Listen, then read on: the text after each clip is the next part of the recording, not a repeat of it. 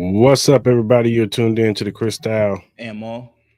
podcast, episode 143, Big Energy Monday. Hope everybody's having a good uh, Monday afternoon, whatever you're doing. You're at home, you're at work, whatever you're doing. We appreciate you tuning in to the podcast today.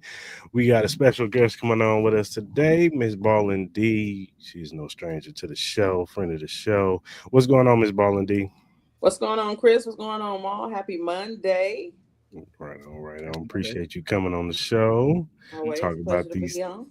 these topics with us. We got a lot of stuff to talk about. It's been crazy weekend with NBA and this morning the NFL. A lot of stuff going on. So we're gonna jump right into it. Let's talk about the NBA, man. Since we got Miss Ballin D, because me and Maul, we did an emergency pod Saturday night once we heard the events that happened with the Luka trade. So we wanted to Okay. get your assessment, your opinion on the trade, how you felt when you first heard it. I think you're a Lakers fan, aren't you? That is facts. I'm a Laker fan, but even myself, I was like everybody else, right? I was shocked. In the middle of the night, I looked. I got a text. It's like, "Did you find out about this? Did you know about this?" And I was like, "What?" They sent me the picture, and I was like, "No way!" Like, just like everybody else, right? I don't think anybody saw that coming. At first, I'm like, how do you make sense of this trade, right? How do you allow this trade to happen? Like, you think of a Luka Doncic, who is a franchise player for Dallas, somewhere that you thought would be planted for years to come in the future, then to come to a Los Angeles Laker team that seems to be in complete shambles. Hmm. We talked about it on my show last week. Anthony Davis, he's been well. We can't joke about him being street clothes. AD, as he's been playing, been sort of avoiding injury for the most part from the old Anthony Davis that we were used Hmm. to us. One of the biggest blow up trades on a Saturday night. I was like, whoa, this is crazy. How did you feel? Do you think it's an upgrade? Do you think it's a rebuilding, a retooling? Let's say from the Lakers standpoint, how do you feel? I mean, immediately everybody's scratching their head, right? Because you look at the reasons why Dallas say they sent Luka to LA, right? They his bad habits of his diet, his conditioning, his core, his training. People say that Luka is a great basketball talent, but they say his work ethic is lazy and it goes to shit. It reminds me a whole lot of Zion Williams. Like his ceiling is way up here, but we can see his work ethic, his diet, his choices of food in New Orleans and Dallas has some great food as well. Is all bad. So on the surface of the things right now, it's like what is Los Angeles thinking? But if you think long term, Luka is less than in his 20s. You think long term, LeBron is planning to stay allegedly. In the long term, the Lakers could benefit from it, but right now, it's not adding up for me right now. Like my fortune ball is not turning. And how do you feel from the Dallas standpoint? AD going to Dallas with Kyrie. Do you think that that was a better move for Dallas for the short term to where, they got better defensively? Because we know Luka what he is offensively, but he is a liability offensively. And with AD, now you upgrade your defensive standpoint. Now, that could help you. You know what I'm saying? So how do you feel about that? I think if you continue to get a healthy Anthony Davis, Dallas won that trade, right? I definitely think that AD is, like I said, he's been playing great basketball over the last couple of years. He's been avoiding injuries. He's long.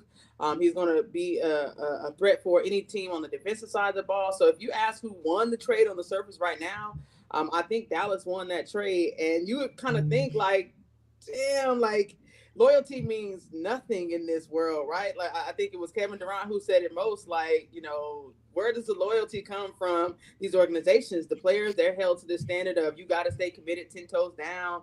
As soon as we decide to make a jump move that's best for us in our career, then it's all hell's loose. They burning our jerseys, they can't stand us, and I'm like, Dallas, they shipped Luka off like that. Like this is supposed to be your franchise moneymaker, and you show no loyalty to him. But at the end of the day, it's the business. So I guess it is what it is. You're kind of seeing the same thing happen on the WNBA side where people are jumping ships or teams, players that you thought would be loyal to the soil that would be with these franchises for the long run are like, I'm out. So if you're a Dallas fan, I think you win. You should be happy about this trade. I think a healthy AD, you win this trade. Now, Ma, you've had what 48, 72 hours to sleep on this trade. How do you feel, sir?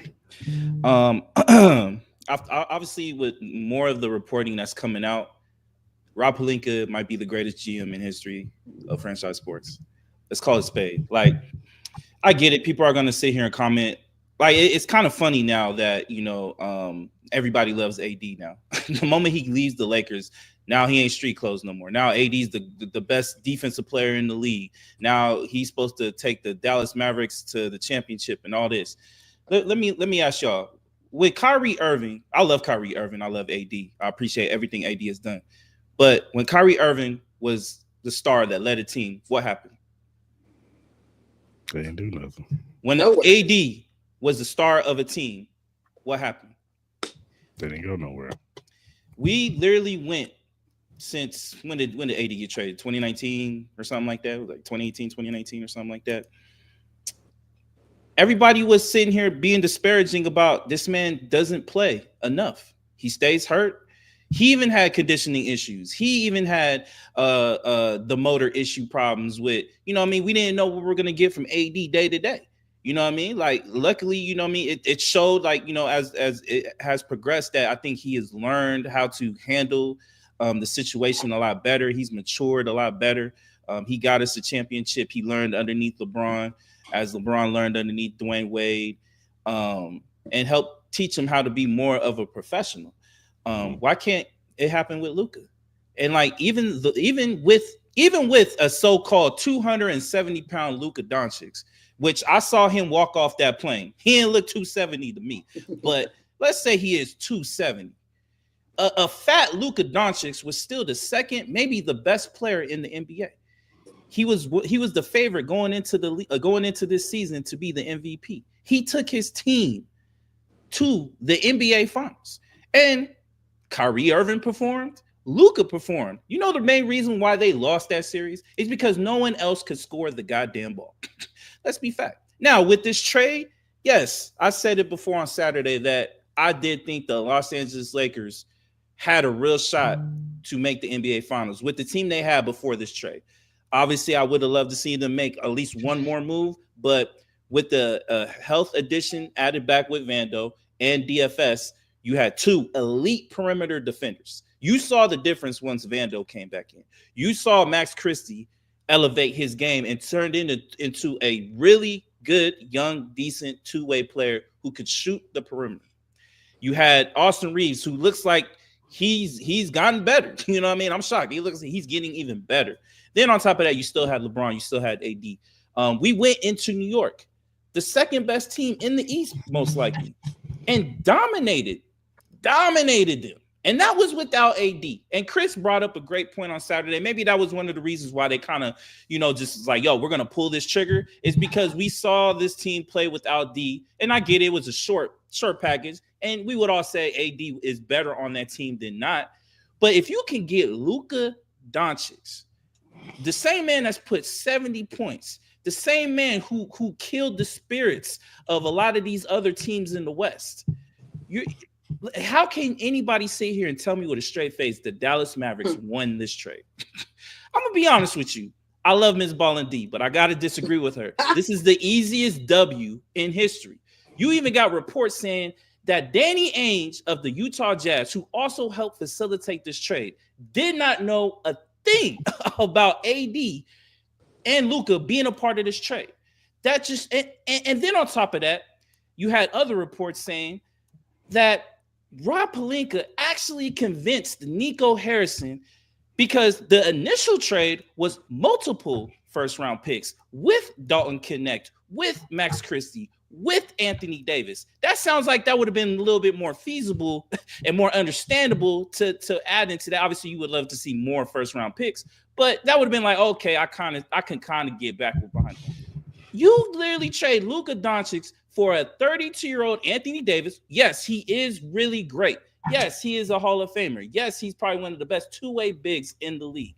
And Max Christie and one first-round pick. That's a 2029 that if Luka Doncic, who should be the most motivated he has ever been. So a fat Luka was MVP candidate. What do you think a Luka Doncic that is actually in shape is going to do in this league? So now this 2029 first round pick ain't gonna really be that good. You know what I mean? You people used to think that 2029 and that 2031 first round pick was gonna be really, really great. Now it's looking like those can be low tier first round picks, like bottom tier first round picks. How can anybody tell me this wasn't the biggest fleece in history? In history, this man was Batman. This man was Batman in the GM world. Like, he literally did this in the dark of night. While everybody's watching the Royal Rumble, while everybody's gearing up for the Super Bowl, while everybody's watching this Benavidez Morel fight, this man made the single most shocking trade in the. You have people in that literally cover this league that had no idea. That literally said Shams was damn near like his whole shit got fucking hacked. Excuse my language, but his whole thing got hacked. Name another trade in any sport that this is insane. This is crazy. Like MS Ballin D. I'm sure you stared at your phone for an hour and like, this cannot be real. This cannot be real. This trade, you can't even do this in 2K.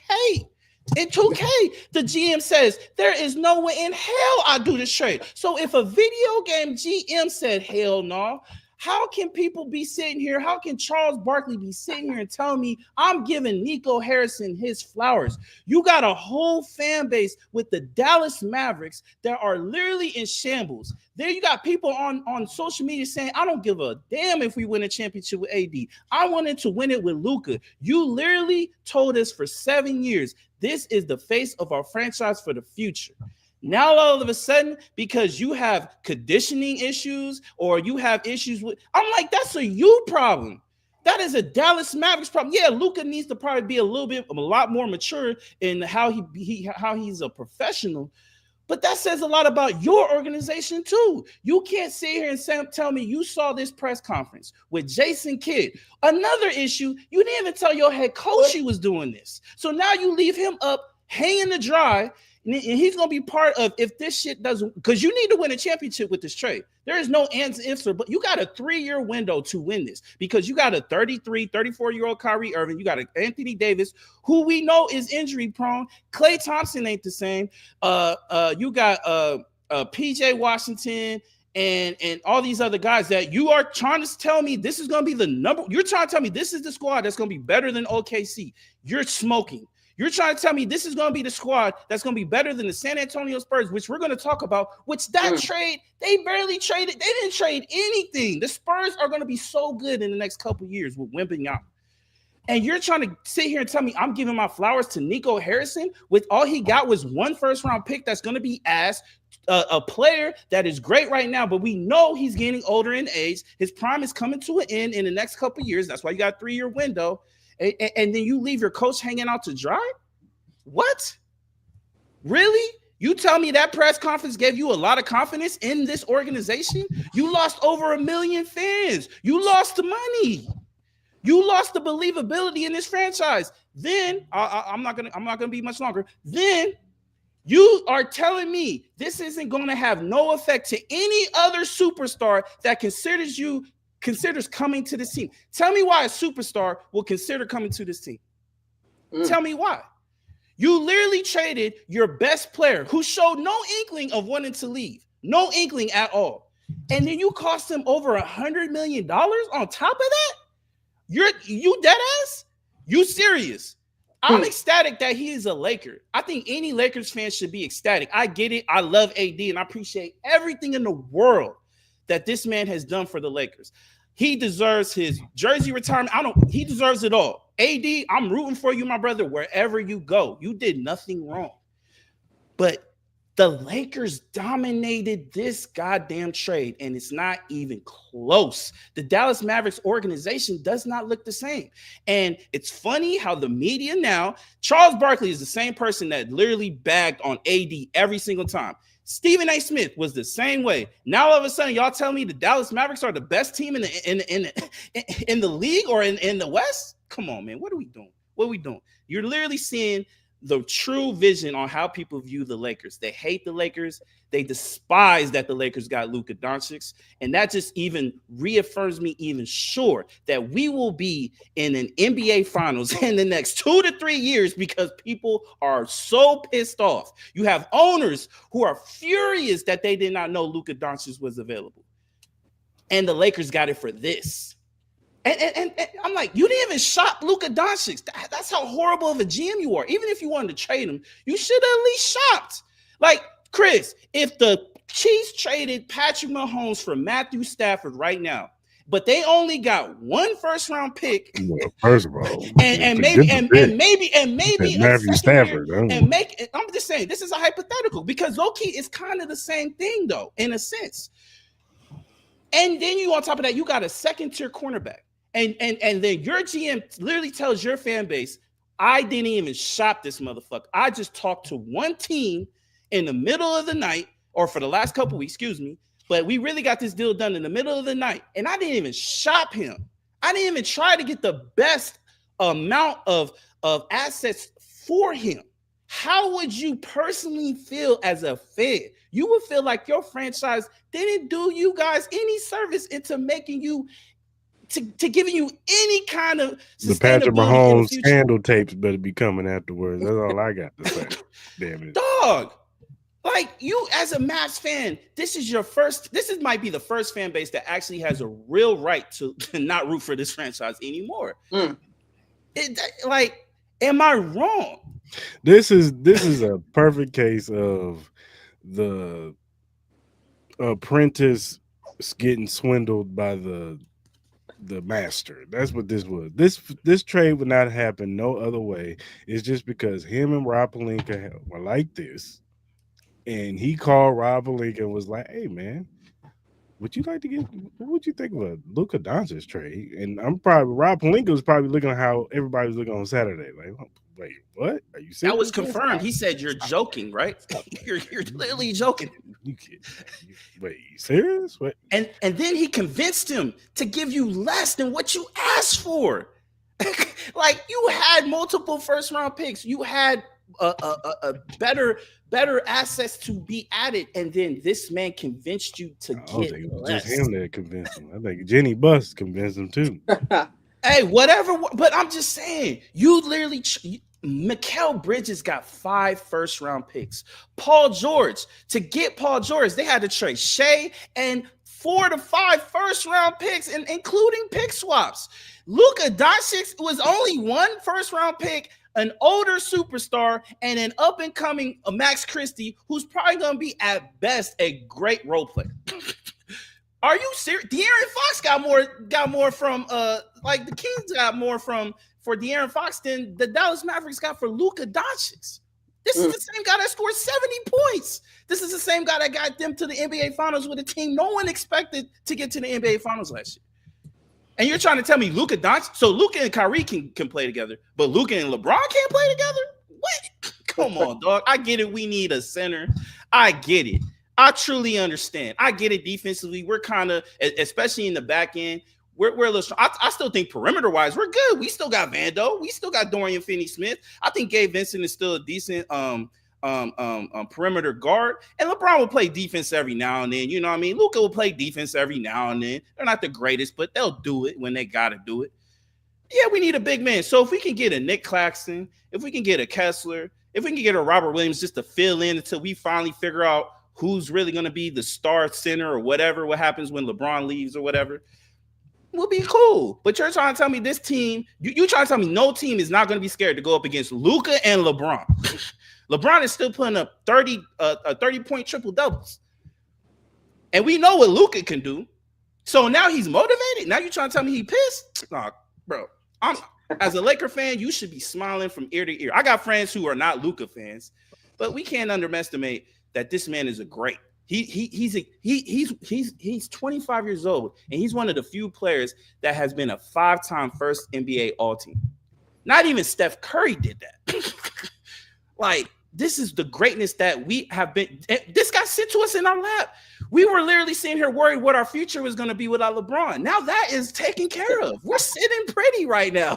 What is there to be mad about as a Laker fan? And then on top of that, we're going to get Luka $100 million less when we give him his full max contract. So instead of it being $350, it's only going to be like $260. So then we're going to have $100 million extra in cap space and however it's going to work to play with. So as a Laker fan, you should be smiling. You should be thanking the good NBA basketball lords that this happened for us. As a Mavericks fan, I feel bad for y'all. I'm sorry. I'm really sorry for y'all. But I think y'all got a great one in AD. I still think the Mavs are going to be decent, but you're going to have to win a championship. But I'm still not picking Mavericks to beat OKC. They don't even have Chet Holmgren yet. They can still make moves. You still got moves to be made with Jimmy Butler. You even got rumors with Kevin Durant possibly even getting moved. You got the Warriors calling every franchise about their superstar. Like, yo, Luka Doncic is available. Maybe one of y'all might want to do the same thing. Like, you just never know. Let me get y'all opinion on this Darren Fox to the Spurs. How you feel about that, MS Ballin D? I wasn't really following that whole trade too much because I'm stuck on WNBA free agency. So I was just kind of like, I heard the rumblings about it, that it was in talks and things was going on, but I didn't really follow it too much. But when you think of that San Antonio Spurs team, like, how can it hurt, right? You think of Wembanyama and his uprising. De'Aaron Fox, like I still like to have him, as a guard on my squad. You know what I mean? In his best days of what he is. I think Sacramento kind of fumbled that trade too. Like I think it's a great move for the San Antonio Spurs. I think they definitely won out in that trade. That Mal says, the San Antonio Spurs team probably ain't too convincing of winning the championship right now, but no. I like the move for the Spurs. Yeah, so the Spurs got Darren Fox, Jordan McLaughlin. Sacramento got Zach LaVine and what's his name, City Cisco. Mm-hmm. And then Chicago got Zach Collins, Trey Jones, Kevin Huerter, and a bunch of picks. So that's pretty much the gist of the trade. Speaking of Jimmy Butler, I'm sick of it. I'm sick of it. I'm sick of Pat Riley. I'm sick of Jimmy Butler. I'm sick of the Miami Heat.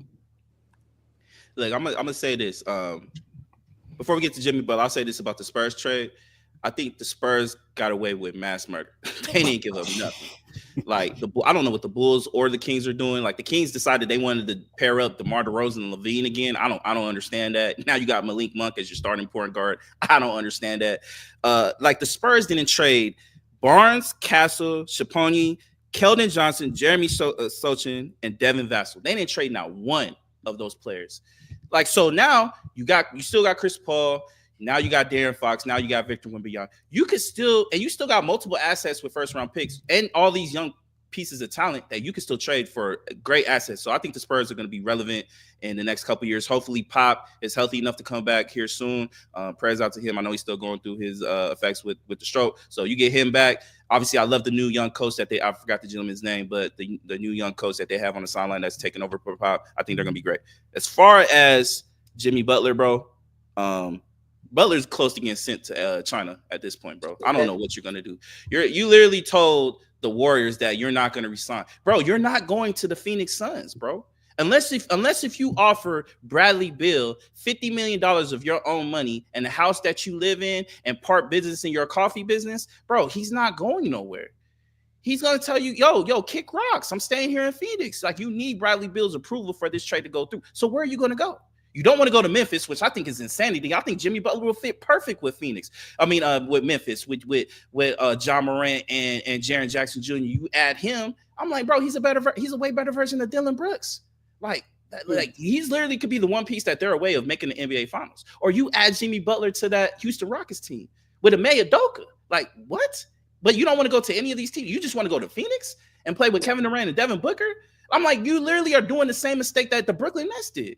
What you just did with Bradley Beal.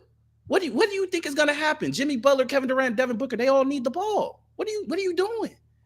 Like Jimmy Butler, like either stay in Miami or actually pick the real destination that can actually fulfill this trade, bro. Because you're not going anywhere. Pat Riley's gonna make your life a living hell. As he should. Like you look ridiculous right now, dog. Like this is. I used to like Jimmy Butler, but bro, you're not even that nice to be doing all this stuff for anymore. Like you can't even play 60 games in the regular season. Like what? Over it. I'm over Jimmy, bro. You need to go. Send him to the Chiefs, bro. Send him to the Chiefs. We don't want him. Maybe he could be our placeholder or something. I don't know. Get him out of the league, bro. I'm tired of him. Send him to the Washington Wizards. That's what we send him to.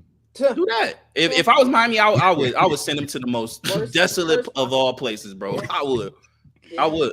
I'm like, go ahead and send me Jordan Poole and Kyle Kuzma and like 3 first round picks or 2 first round picks, and I'll figure out the rest later on. But that's insanity. Is there anything, any other trades that you are looking at? I think your interest. I think the main thing with me is I think we need to watch what else the Lakers do and what else the Mavs do. I think we also need to pay attention to that. I think it's interesting that the Phoenix Suns are actually listening to calls for Kevin Durant. I think that's very, very interesting.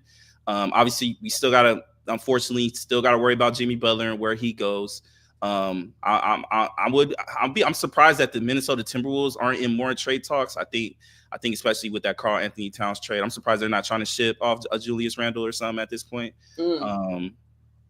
And then the Warriors, obviously, you got to figure out what you're going to do. Obviously, the Warriors are in a bad spot, man. Like, I mean, I know they want to pair Steph with a top tier superstar, so they're looking desperate with all these phone calls. But it's going to be an interesting next couple of days to see what happens, man. I think overall, man, this trading cycle has been insanity. So, those are just some of my thoughts.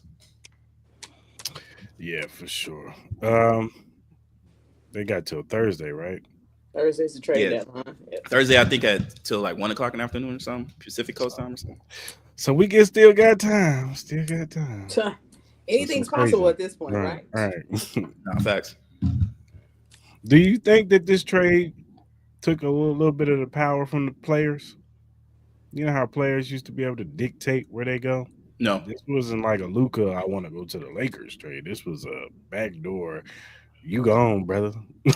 I don't think so. I think every case is different. It's different, but it's still a power. This is still a player league. Like these organizations, they still need a LeBron. They still need a Victor Wembanyama. You still need to have that superstar for your team to have any chance of being relevant in the league.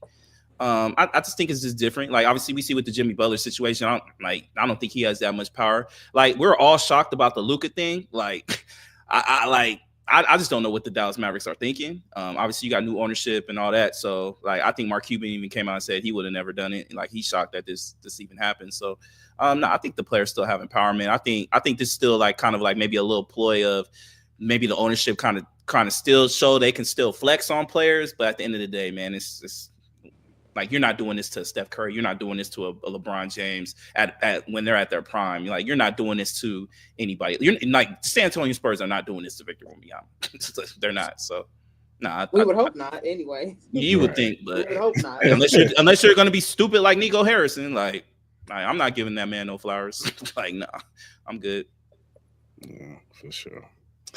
All right, man. Let's switch gears to the NFL, man. There's a lot of stuff going on in the NFL, man. We got some New Orleans, got some allegations going on out here. Myles Garrett, he wants out of Cleveland, and the Raiders got a new OC. Where you guys want to start? Wherever you guys want to go. Let's talk about the New Orleans. I know you said you got a clip you want to play. Yeah. I'm gonna show you a clip. So obviously, New Orleans is they're in for it a little bit. So I'm gonna play a little clip for a little bit, and we'll go from there.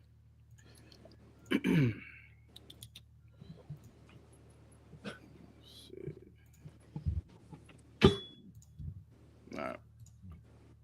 Partner Ramon Antonio Vargas and I got copies of emails the Saints organization has fought to keep secret for years. Those emails show what Saints owner Gail Benson and top team executives did to help Archbishop Gregory Amond identify Catholic priests and deacons credibly accused of child molestation. The emails show the Saints officials played a very active role, far beyond what they've been willing to admit since we started fighting for access to the emails 5 years ago. Since 2020, the New Orleans Saints have minimized their involvement in helping Archbishop Gregory Amond deal with the church's clergy abuse crisis. After attorneys for molestation survivors said they'd seen emails showing the Saints played a major role in helping the church tamp down the crisis, Saints owner Gail Benson put out a statement saying Team Vice President Greg Bensel only helped the Archbishop with PR while he released a list of 57 clergy credibly accused of molestation. Greg Bensel was in the room when we interviewed Archbishop Gregory Amond about the list. For 5 years, Benson and the Saints insisted Bensel's advice to Amond was simple: be completely transparent. They denied ever trying to downplay the abuse crisis or that they influenced which priests and deacons' names should be kept off the list of suspected child molesters. And for 5 years, all we had was their word, as Benson's two sports franchises, the Saints and Pelicans, fought in court to keep their communications with the church under wraps. Why on earth is Mrs. Benson employing 8 attorneys to represent her and the organization to keep these documents secret? If you don't have anything to hide, then why are you fighting this in court? But now we and our partners at The Guardian, along with 2 reporters at the Associated Press and New York Times, have obtained copies of those emails. In one email sent the day Amond released the list, Bensel described a conversation with the New Orleans district attorney at the time, Leon Cannizzaro. Bensel wrote to the Saints team president, quote, had a conference call with Leon Cannizzaro last night that allowed us to take certain people off the list. That's not what Benson claimed in her statement in February 2020, when she said, quote, no one associated with our organizations made recommendations or had input on the individual names of those disclosed on the list. In a statement through their lawyer this weekend, the Saints doubled down on that and added that Bensel didn't actually participate in the conversation with Cannizzaro, but had only heard about a conversation between Cannizzaro and a church employee. For his part, Cannizzaro told me in 2020 he didn't have any input on the contents of the list either. Were you ever approached about the list that the Archdiocese put out in November 2018 for any kind of input on who should be included? No, we simply requested information from them. We requested documents from them, and they provided us documents of people that they believe were responsible for abuse. This weekend, Cannizzaro told us, quote, I was not on any conference call with anybody from the Saints about this. We asked him about this phone message showing he had talked with Amond in the days leading up to the release of the list and seeking a follow-up conversation with him. The former DA said if he did speak with the Archbishop, it was about prosecuting cases, not about taking any names off the list. The emails also reveal more about how the Saints got involved in the first place. In July 2018, current AP reporter Jim Mustian wrote this story in the New Orleans Advocate. It questioned why George Brignac, a disgraced former deacon accused of molesting dozens of children, was still allowed to read scripture in church. Bensel wrote an email saying he was with the Archbishop on Gail Benson's boat when the story came out, and Amond was, quote, very troubled. That same day, Bensel sent the article to Benson with this complaint: the issues that the Archbishop has to deal with that never involve him. The Saints VP told the team owner he wanted to help Amond with, quote, crisis communications. She responded by saying she would pass along the offer and added, quote, I am certain he will appreciate it. The Saints said through their attorney that it was federal judge Jay Zaney who suggested Bensel help the church with the media. The Saints have always emphasized that Bensel was helping Amond in the weeks leading up to the release of the clergy abuse list on November 2nd, 2018. But our partner Ramon Vargas and I reviewed the emails and found Bensel spent nearly a year helping Amond get the most positive media coverage. Glowing coverage is definitely one element of it. The other one. Yeah. All right. So that's pretty much the gist of what has been going on. What are your guys' thoughts after seeing that video? That's a lot to unpack. Dang. Yeah, it is. Dang. That's a lot. It is a lot. Like, damn. Somebody Like, might how be do you think getting the Saints are going to be viewed? Like, what kind of punishment could you possibly see coming take the for the Saints? organization. They're going to have to get Dan Snyder. Yeah, Like Yeah. they're going to have to find a new owner for the Saints. If Yeah. she's that involved in it, the president is involved in it. Like it looks like every top executive was involved in this whole situation, some way or somehow. From You PR had to have to known something. yeah, like I don't know That's about a- change the name. It's more so just the people involved because it's not like like everybody was involved, but still, like you're gonna have to sell the team. She's gonna have to sell the team. What you think, MS Ballin D? What you think? That's just a lot. I mean, I saw one of the comments say, change the name, don't sell the team, but that Catholic Church can get you in a whole lot of smoke. The bigger picture of that, you don't want those problems. And like the Saints, you gotta come out with some type of explanation that we're gonna believe. Because what you said so far is it's too much details. There's too your name is too much. Nah. I'm not I feel you. I'm not buying it. Like it's just Withholding names. There's too much. That's detailed information. It ain't just like we get crumbs of this, crumbs of that. No, it's a lot. It's in depth of a lot of details of that. Like, nah, I'm not buying that. Details ain't adding up. Mm-hmm. Like this team, like this ownership being associated to actual people who are being predators to, children or whoever with this sexual molestation. Like obviously we know all the stories of, church and sex and, some of the sexual, dirty laundry that has been brought out over, tens of years, man. I think ever since the early 2000s, man, we started hearing more and more about these stories about priests and all that doing some god awful things, man. And for this owner, like, what I'm saying, you heard the little clip where he was on the yacht with Miss Benson after, news of what he did. I'm like, I agree with y'all, man. If this is real true, if this is really credible, there's no choice that the NFL has to do, but they're gonna have to force him to sell this team. If you're Kellen Moore, do you take this job? Do you take this job? Because now you're being put like, if you're any coach, why would you take this job? You're associated with all of that now. Like you're associated with this team, like players that are associated with this team. Like we all know how much Derek Carr is a godly man. Like how could you be like, and I get it, like you got a job to do, and you only could do so much, and you got to keep your job, you got to feed your family, but like you're associated with an organization that helps get people's names off a list that supposedly did,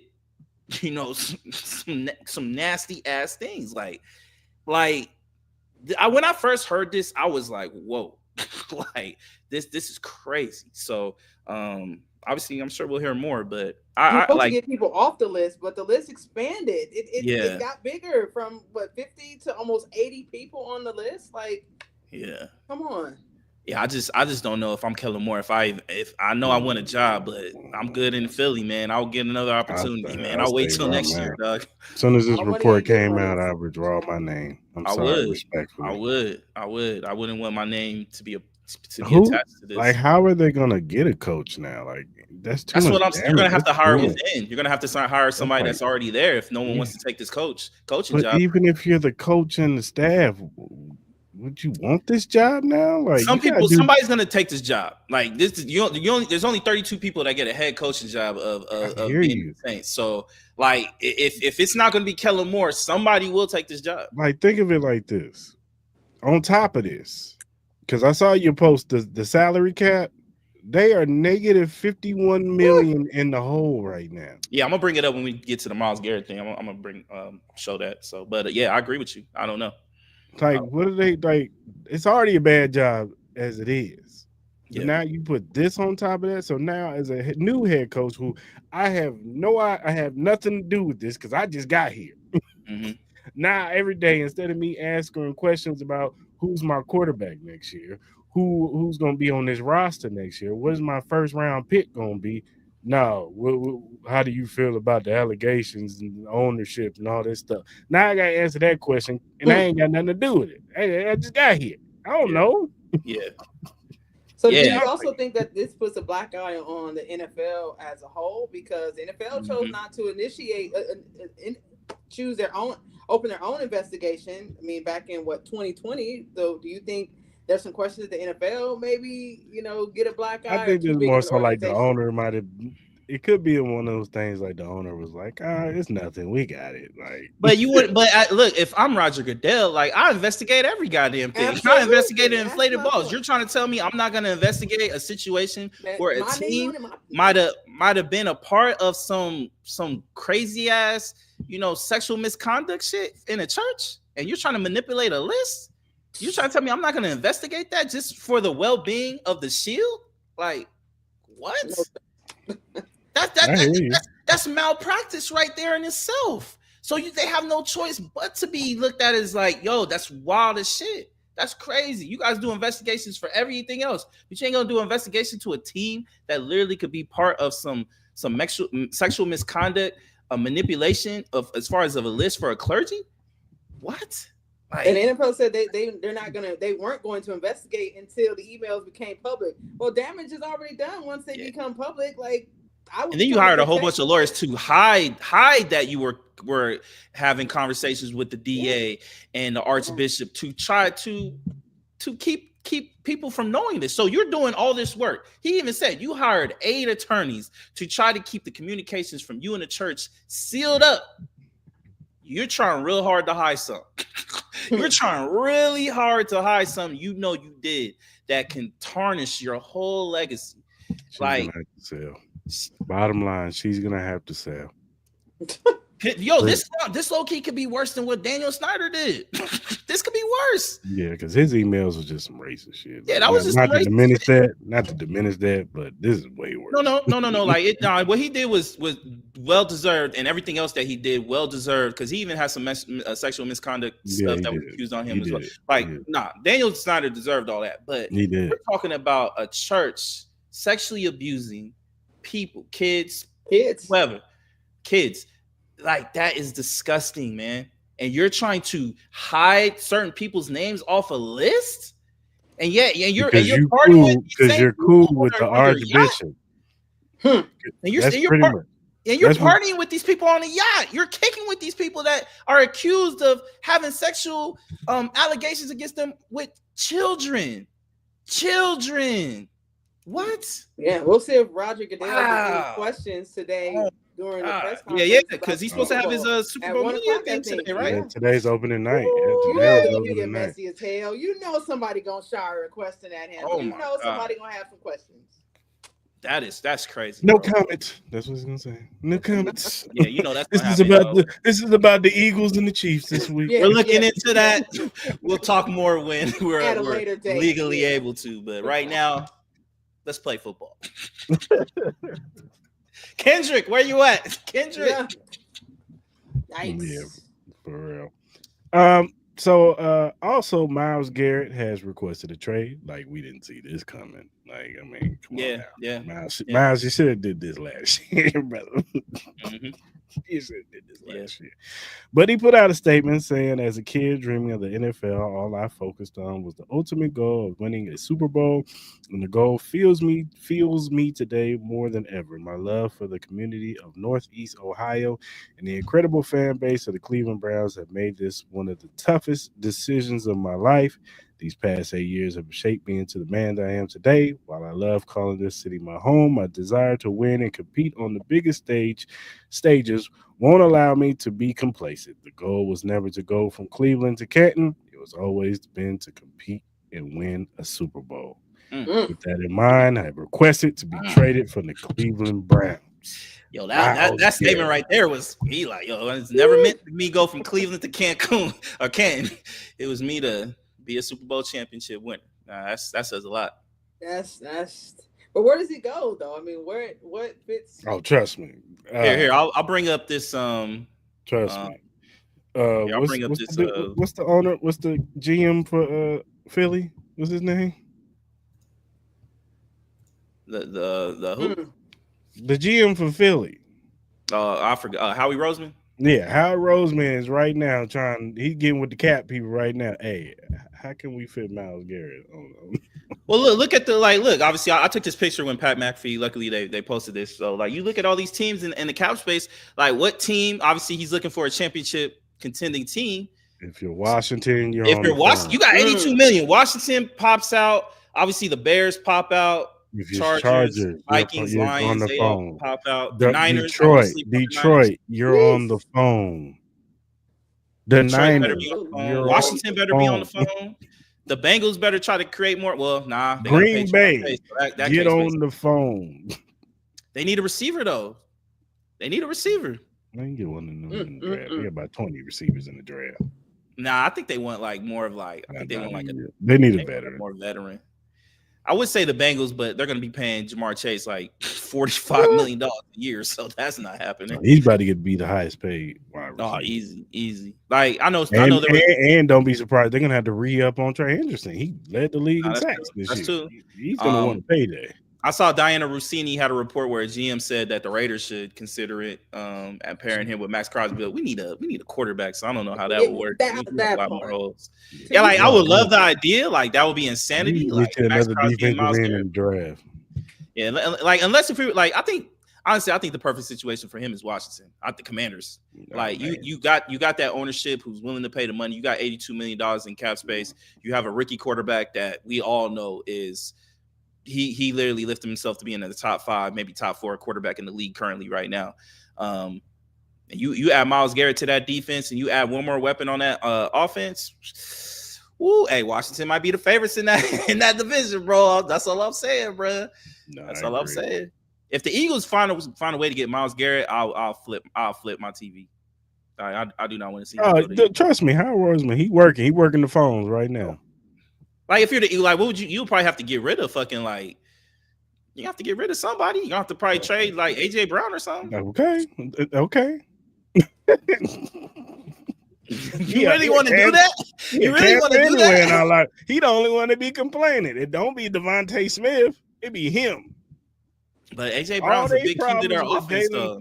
Only time they have problems with Jalen Hurts not doing the offense is when he get to complaining. You don't never see Devontae Smith, man. I ain't get the ball today, man. But y'all won by 2 scores. We don't care, man. I ain't get my catches. It be AJ Brown over there reading books and shit. The Lions should definitely be calling, bro. Because most definitely. You add him with Aiden Hutchinson. They should be on the phone. They back. No, they should be on the phone. Like Washington, Detroit, and the Cardinals need them too. Cardinals need them desperately too. 49ers find a way. Jeez. With Nick Bosa. Oh my God. You add him to that Robert Saleh defense? Yeah, that's nasty. That's nasty, dog. That's nasty. Like, because you're about to get rid of Debo. I don't think Debo coming back. No, he's gonna get traded. So he's gone. Like, you don't really need to get another receiver because I love Ricky Purcell. Like, I think he's gonna be a great number 2. Coming back. Brandon he's gonna be back. And he's gonna be motivated to you still got George Kittle, you still got Christian McCaffrey, and you got the other running back. You still got Mason, you still got Garrito or whatever his name is. Garendo. But no, seriously, like 49ers, they get Myles Garrett. That ain't fair, man. It ain't fair. It ain't. What about the Patriots? Do you think the Patriots go after him? They don't have a chance in hell. He is not going to New England. I don't think so, but hey, if they were willing to pay him, then I mean, if he wants $4 million, then I'm tired of these players lying. I want a Super Bowl. No, you want money. Do you think it's a possibility he stays in? He'd be a dumbass if he do. Get the hell out of there. Get out of Cleveland. Cleveland is hell right now. You got Sean Watson lingering over you. He's not playing in 2025 at all because his Achilles injury, he just tore it again. So he's not playing at all next season. Because Adam Schefter. No, I'm sorry. Go ahead. I'm sorry. I'm just saying he's not going to play again. So I don't know what. Because Adam Schefter's literally said that if they were to trade him, they would have a $36 million cap hit. That would be crazy on the Rams with that young defensive line. That young defensive line came along last year. You put a veteran like Myles Garrett on that defensive line with Jared Verse and Fisk, and what was his name? Young, I think his name is. That's a nice little. Yeah, they are predicting that Cooper Kupp isn't going to come back. So it's a possibility. Because they can get think another still need a receiver little in the bit more. draft. I think they're going to need a little bit more cap room. I think if you wanted to have a chance with Myles Garrett, you're going to have to find a way to get up to like 55 million, 60 million. Or something. Okay, I think it's going to be more so the picks too. No, that too. But like, I don't know if the Browns going to do it, because Adam Schefter did say that, if they were to trade him, like they got a $36 million dead cap with his contract. So all they got to do is work it out. Hey, y'all got to pay some of this salary, dog. Yeah, maybe. They probably could do that. You know what I'm saying? And I'm sure any team that is willing to trade for him will be like, yeah, sure, of course. You know what I mean? But if I had to give me your top three, give me your most likely to least, as far as like within the three that you can see. Washington, Detroit. What about Green Bay? I say Green Bay too, but I agree with Mal. They need a veteran wide receiver. They need to go trade for Devontae Adams. Yeah, they need to. They need to go get Devontae back. But I wouldn't be mad at them if they did get him.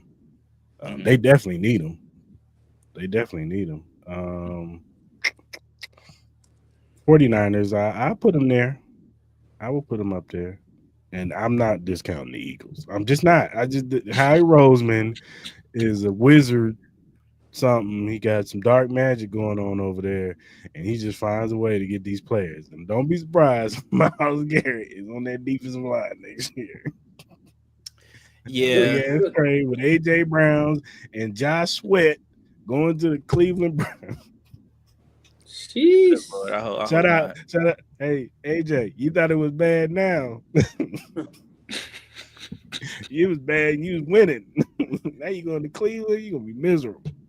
I mean, he could possibly go to the Chargers. Don't they got problems with Khalil Mack? Isn't he probably gonna be? Yeah, Khalil Mack's gone. I think most likely he'll be gone. Joey Bosa, and he don't be surprised if Bosa leave too. Yeah, I won't be surprised. Like, no, I think the Chargers, like anybody below the Raiders has a legit shot of getting him. I think. Yeah, I agree. I think they do. As far as like outside of that list, I'll say I agree. I think the Niners. I think they would give it a shot. The Rams. I hate to say it, the Eagles, if they could find a way. Maybe even the Broncos, if they could find a way, you know what I mean? But I think they need receiver help. So I don't know. I don't know. They need receivers. They need receivers, yeah. Any help, period. Nah, I can't see the Steelers. I can't see that. Giants. TJ Watt. Yeah, that wouldn't work because Myles Garrett don't like TJ Watt. The Steelers need help on offense. We don't need no defensive help. Please. Yeah, no, I feel you. Titans, maybe the Titans, you know what I mean? I don't know if they'll do it, but maybe. That'd be a nasty defensive line on the Titans. They already got Simmons and Devontae Sweat. So yeah, because you got to assume that they're not going to be paying for a quarterback anytime soon. They're either going to draft or give Will Levis another shot, another year. So, they get Will Levis another. They give Will Levis another shot. Then their beat reporter said they're going to give him a chance to compete. So. I'm not saying they won't draft a quarterback, but ownership needs to be fired if that happens. They need to give up their organization to somebody else. Nah, yeah. Also, Chip Kelly, he was the offensive coordinator of Ohio State, the national championship winner, Ohio State. Now he has taken the OC job over there with the Raiders. He has been in the NFL before. It wasn't a great stop with the Eagles. LaShawn McCoy has time stamped all the bad things that Chip Kelly did in that organization, even trading him away and trading Deshaun Jackson away too. But he might have learned from his mistakes. Sometimes you got to go back and come forward. So, do you think this is a good hire, and do you think he is the coach in waiting? I don't know if he's a coach in waiting, but I am really happy that we were able to get him. You know what I mean? Like we saw, to say the least, like Chip Kelly, was he a great NFL head coach? No, but offensively he was great. You know what I mean? A lot of his offenses ended up being top 5. I think the lowest he had was like 26th or 27th one year, but for the most part, it's been top tier offenses. Nah, like I'm really excited. Obviously, this is going to make our offense a lot more creative than what it was these last couple years. He's a great offensive mind. This organization is taking a leap as far as like willing to pay for top tier coaching. Like, you know, just with the backing of Pete Carroll, and you know, I mean, we were able to keep Patrick Graham, and you know, getting Chip Kelly, and you know, having Tom Brady, you know, elevating the face of the Raiders, being more respectable, where people will want to come here. Now it comes down to just what talent can we get in the draft? You know what I mean? Can we get the quarterback? Can we get, you know what I mean? You know, add some more offensive pieces. Can we add, you know, help on the defensive side? Can we give Max Crosby more help on that defensive back end? You know what I mean? You know, that's really it's gonna make or break us at the end of the day. So, like, yeah, we can have great coaches all the time, and you know, we can have all the great coaches we want, but if we don't have the players that can be able to play in the system or get us over the hump, it's not going to really matter. So, obviously, the biggest question is we need to find a quarterback. Now, how they go about finding that quarterback, you know, I mean, I saw, you know, Russell Wilson said, you know, he's more focused on the Steelers. Thank you, Jesus, because I do not want Mr. 1-2 step on this team. Like, respectfully, my brother, I do not want Unlimited. Mr. Unlimited. Russ like that. I do not want to see this man Unlimited. do any catchphrase with the Raiders, him screaming the Raiders, or just win, baby. I don't need anything in the I subway. want that now. See, now you got me wanting it now. I do not want to see that in no Subway commercials anytime soon, my brother. So I'm good. So no Russell Wilson, my brother. You look great in a Steelers uniform. Stay over there, my brother. Stay over there. Black and silver on Russell. You know me. I'm still in hope that we can find a way to get Shedeur Sanders. I'm still in hope, but you know, we got to see what's up in the draft. You know what I mean? Like, there's a lot of rumors going on with as far as like be on the phone with Cleveland. Jackson, yeah, maybe. You know, you got Jackson Dart, you got Cam Ward, you got, you know, Shedeur Sanders, you got Dylan Gabriel, you know what I mean? You got Will Howard. Obviously, now he's being linked to us with the Chip Kelly situation. Obviously, you know, he played with him at Ohio State. They were able to win the championship. So, look, man, it should definitely be interesting. But I'm excited, man. Like, you know what I mean? Chris knows. I don't know if MS Ballin D been watching the show the last couple months. Like, I was really in it, man. I was going through a depression a little bit, man. It was kind of rough. You know what I'm saying? Like, I was literally. Yeah, man. I'll be literally sitting in a dark room talking to the basketball, like football guys and stuff. Be like, yo, man, what a brother got to do to get some love on this side, man. So, you know, hey, I'm just excited that at least overall, from front office to coaching staff, it seems like we're heading in the right direction. Now, can we get the players right? That's all that matters. I think none of that matters when you paying Chip $6 million. Yeah. Expected to be the highest paid OC. None of that matters if you don't get a solid quarterback to lead that offense. Like, the Raiders spend a whole lot of money on a bunch of big names. Yeah. Like, but you have to at some point get some return on the type of money that you're spending, and all that is going to go down the drain if you don't pick up a solid quarterback. That's just the bottom line. That's true. What's your thoughts, Chris? What's your thoughts? I mean, I think it's a good hire. You got some creativity to offset Pete Carroll's old conservative ass, because, you know, he's real conservative. Run the football, play defense. That's Pete Carroll. Run the football, play defense. That's his thing. So hopefully Chip Kelly can, you know, tell him back up. You stay over there with the defense. I got the offense. You know what I'm saying? I think that's what definitely signifies that he's giving him the keys to the offense. Why wouldn't it, like, Chip Kelly's not taking his job if he's not going to be able to do what he wants on the offensive side? No, I think that's clear as day. So, yeah, I think it's a good hire. But like I said, it all comes down to who's throwing the football. You got Aiden O'Connell back out there, boy, oh boy. Forget it. you might get another sad mall in 2025. Nah, it's not going to be pretty, dog. I don't think anybody wants to hear me rant. I'd rather you have Will Howard out there, man. And I'm not a big Will Howard guy. So. I don't know, man. You know, we'll see. We'll see my reaction when we do it. I know we're gonna, you know, we got a couple things in the works. Hopefully we can do something on draft day, man. So, you know, we'll see. You know, y'all could possibly get my live reaction to whatever it is that we do. So I don't know if you want that. I don't know if that's a good thing or bad thing. That's a good thing. Hey, look, I'm gonna be honest with you. It could get us ratings. It could get us to the top, baby. We just need pre-record that one viral moment. That might be it. So, hey, you know, we'll see. To pre-record that so I can edit that. Nah, that has to be live, my brother. That has to be live, my brother. Y'all want the genuine me. I get it. Receive I'd that. like to see Gentry come over to the Raiders. Chances are. Slim to none. Well, one of our beat reporters said that Genty is high on their list as far as like picks. So depending on how the draft goes, so I They definitely use them for sure. Yeah, I wouldn't be surprised. Would you be cool with Sam Darnold and Genty?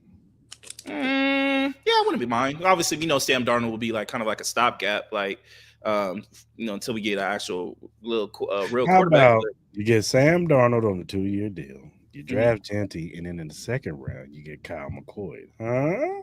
I wouldn't be mad. I wouldn't be mad. I wouldn't be mad at that. I wouldn't be mad at all. I wouldn't be mad if we got Dylan Gabriel. I think Dylan Gabriel could be all right too. I wouldn't be mad. Short, man. Well, I've seen short quarterbacks being able to succeed. Like Russell Wilson succeeded. Kyle Murray he's had his up and downs, but he succeeded too. Like, I mean, it depends on if you have the right pieces and you're able to coach them up. Like, obviously, you would want a bigger quarterback. Like, my dreams are either Cam Ward or Shedeur. Like, that's my dream. Now, if for some reason, if I hear Jalen Milroy as my quarterback walking on that stage accepting a Raiders jersey, boy, watch that live, because I'm telling you guys, boy, oh boy, it's not gonna look good, man. I'm just gonna laugh, bro. All bad. That's Jamarcus Russell with a good attitude. That's all that is. Yeah, even Jamarcus Russell threw the ball better than Jalen. He did. He actually did. All right, man. Let's get to the WNBA, man, because there's a lot moving. Just like the NBA, there's a lot going on in the WNBA right now. We got Jewel Lloyd coming to the Aces. Kelsey Plum got traded to the Sparks. Elisa Thomas and Satu Sabali went to the Phoenix Mercury. Brittany Griner, Atlanta Dream, Devonna Bonner, Indiana Fever, DeJounte Carrington got traded to the Wings. It's too much going on. MS Ballin D, break all this down. How you feeling? It's a lot of movement, man. Had a chance to do a Zoom call with Jewel Lloyd in her introductory media meeting the other day, and seems to be the happiest she's ever been. I mean, she's all smiles and, says her family is excited for her to be coming to the Aces. Of course, she's friends with Asia and she's friends with Chelsea and Jackie. So I'm good with Jewel Lloyd coming over to the Aces, as long as we can get the old school gold mama Jewel Lloyd, not the distracted mentally Jewel Lloyd that we've seen the last couple seasons with her being in Seattle, the whole drama that unfolded about the investigation of bullying, harassing. Her shot selection of the last couple seasons hasn't been the best. She's been off taking those 1-foot runners as early off in the shot clock that hasn't been the best. I mean, I think she's good with knowing that she's not going to be the number one scorer, as she wasn't last year behind Nneka Ogwumike, who also re-signed with the Seattle Storm. Hate to see Kelsey Plum leave our Aces, but I think it was time. I kind of think that era kind of ran its course for the organization and Kelsey, as I mentioned on my own show. I'm glad that it ended peacefully. If Kelsey wanted out, I'm glad that the Aces were able to work something out for her, that it appears that all sides are healthy. Her and De'Erica Hamby, we know that they have a solid relationship.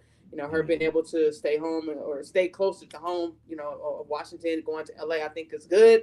But there's a whole lot of movement. Like, I can't say that I saw Devonna Bonner going to the Indiana Fever.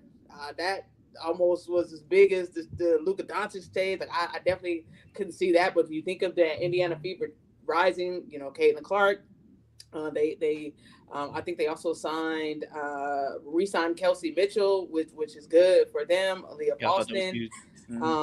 So I mean, that Stephanie White taking over there. We know the relationship that Bonner and Stephanie White had when she was in Connecticut. That could be a year or so away from being a team as they made it back to the playoffs this season. They could be a very well contending team. They also added Sophie Cunningham, who's coming off one of the better scoring seasons for her. So they needed better help on the defensive end and a little bit more shooting around the perimeter, and they definitely picked that up. So let me ask you, when you guys were talking to Jewel Lloyd, did she kind of have any kind of idea on how they may use her as far as like within the offensive scheme? Like, did she have any kind of idea how they were going to kind of like use her in any type of way with the Aces now? She didn't give much conversation about that. She just said that she's had conversation with Becky Hammond, and she's excited about the direction that the Aces are trying to go. Jewel Lloyd, I think, can definitely still in a positive, because Jewel Lloyd would sometimes we've seen she did it right here in our own arena, was a headache for us, when she's completely tapped in. I think the Aces still do need a big to help Asia Wilson down low. Sources are saying they were trying to initially get or in talks to pick up Brittany Griner. That fell through once they were able to take Jewel Lloyd away from the Storm. But I'm happy to see wherever Jewel will end. I mean, I seen a couple pictures of that. I'm like, that roster could be, dangerous if it all complains for me if we get the right mental fit of a Jewel Lloyd. So what kind of pecking order do you see? Like, obviously Asia Wilson will always be the number one as far as like offensive, just a player. Like, how do you think the pecking order is going to be for this team to be successful? What is the pecking order do you need to see from this team? I think it also still has to do with some roles they still need to make in free agency, right? Are they going to be able to re-sign Tiffany Hayes, who, as we saw, was a huge piece of their success this season? Alicia Clark, she's still on the market for free agency. I also still think that those two are very important pieces, especially Tiffany Hayes. They must complete bringing her back to get a full scope on what that starting five will at least look like. I definitely think Joy will be in that starting lineup, because I think Tiffany Hayes, you definitely want that 6-woman role for her to come off the bench. But I think the Aces still have a lot of work in signing Tiffany Hayes, because she's been having a phenomenal season playing over in Unrivals in Miami. So her stock is continued to rise. So I think it's very important that they find a way to re-sign her. And if they can get Shanae Parker away from Atlanta, that would help. Asia Wilson, she's not someone who's going to give you a whole bunch of points. She'll give you 9 or 10, but she's a big force down below, which the Aces do need. Okay. Now go ahead, Chris. I was just saying, in contrast of Kelsey Plum, what does she bring different to the team? I think Jewel Lloyd is a little bit more athletic than Kelsey Plum. I mean, we kind of know what we're going to get with the Kelsey Plum. Sometimes she gets out of control doing these layups that we're like, what the hell were you thinking? So I think we get a little bit more athleticism with Jewel Lloyd. Kelsey Plum, shooting wise, we know she can be hot around the 3-point line, but I definitely think Jewel Lloyd helps open up that offense a little bit more, take a little bit more pressure off of everything goes through Asia Wilson, which that's going to happen, but she can be a little bit more offensive threat for you around the perimeter, because she's a little bit more athletic than Kelsey Plum. Okay. So with Kelsey Plum, how do you see her fit with the Sparks? Obviously with Cameron Brink, Rakia Jackson, and all of them. Those ladies are young, but they look like they could be up and promising. You add Kelsey Plum. Obviously they probably need a little bit more help on that back court. How do you see her fit with the Sparks, and where could you see this team potentially being next year? I like it for Kelsey. I like it for the Sparks. They also re-signed Odyssey Sims to a 1-year contract. I think it's great that we are getting these 1-year contracts, because we know the new CBA is going to be happening in, I believe, 2026, where a lot of these salaries, everything's going to change money-wise extensively. But I like that fit for Kelsey Plum. I like Cameron Brink. We're seeing a healthy Cameron Brink coming back from injury. Rakia Jackson, I think, very underrated player that she is. Odyssey Sim, we've seen her get hot towards the end of last season. I definitely know that the Sparks are still in a rebuild phase. I do like the combination with De'Erica Hamby and Kelsey Plum. I think she'll fit in great. She'll definitely bring some great leadership to her organization, because they're young. So I definitely think they'll feed off of that. I like it for Kelsey. Yeah. And then with the Fever, obviously, they made a lot of additions to this team. They re-signed a lot of their key players. Yes. Obviously, I thought the Kelsey Mitchell stand for the 1 year. I thought that was really huge. Obviously, there's a lot of pressure on this team. You got Stephanie, leaving the Connecticut Sun, going to the Indiana Fever. DeWanna Bauer, she's over there now.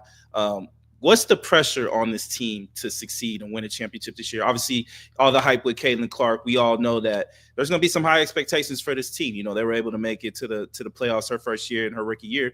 What do you think is going to be the expectations, and how do you think this fit with all these players that have been added to this team? How do you think this goes? I mean, truthfully, I don't think the pressure's on the Fever, right? I think the Fever, they did what they were supposed to do last year, right? They were able to get back to the playoffs.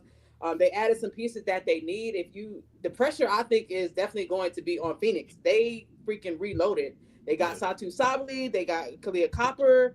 I don't think the pressure's really on the Indiana Fever. I think Stephanie White, she's a veteran coach, is going to come in and give them leadership. The Fever, the pressure was off of them when they made it back to the playoffs last season. So I don't think the pressure's on them. The pressure is on these teams who kind of got these stackable teams. Phoenix, Satu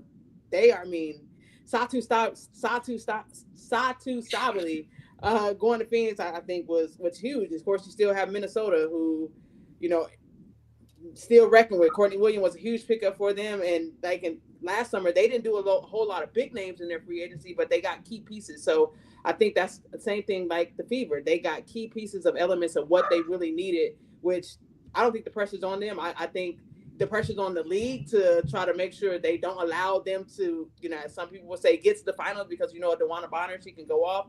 Not the championship pedigree of DeWanna Bonner that we saw, but they're a rising team, and with the coach of Stephanie White and the veteran leadership that she brings, she's going to get them prepared for battle. What are your thoughts on the Connecticut Sun blowing up their team like they did? Man, they completely. I mean, we talk about Connecticut Sun team who was right here in the WNBA, semifinals, always right there. Completely shift their entire starting five. That was just I don't know that I've ever seen that happen in recent time. I mean, Alyssa Thomas, DeWanna Bonner, like the Dejanay Carrington. I was kind of disappointed, but we kind of knew that that there were going to be some moves. Didn't know that the entire starting five. Bree Jones, she also left and went to the Atlanta Dream. The Connecticut Sun are definitely in a rebuild stage. Wow. I also was shocked to see Brittany Griner go to the Atlanta Dream. I couldn't say that I saw that coming. Right. Didn't even know that she was looking to go. The news broke that 11 years she spent her entire career with the Phoenix Mercury. Didn't even know that free agency was going to be something she was. But they talk about Diana Taurasi could possibly be leaving.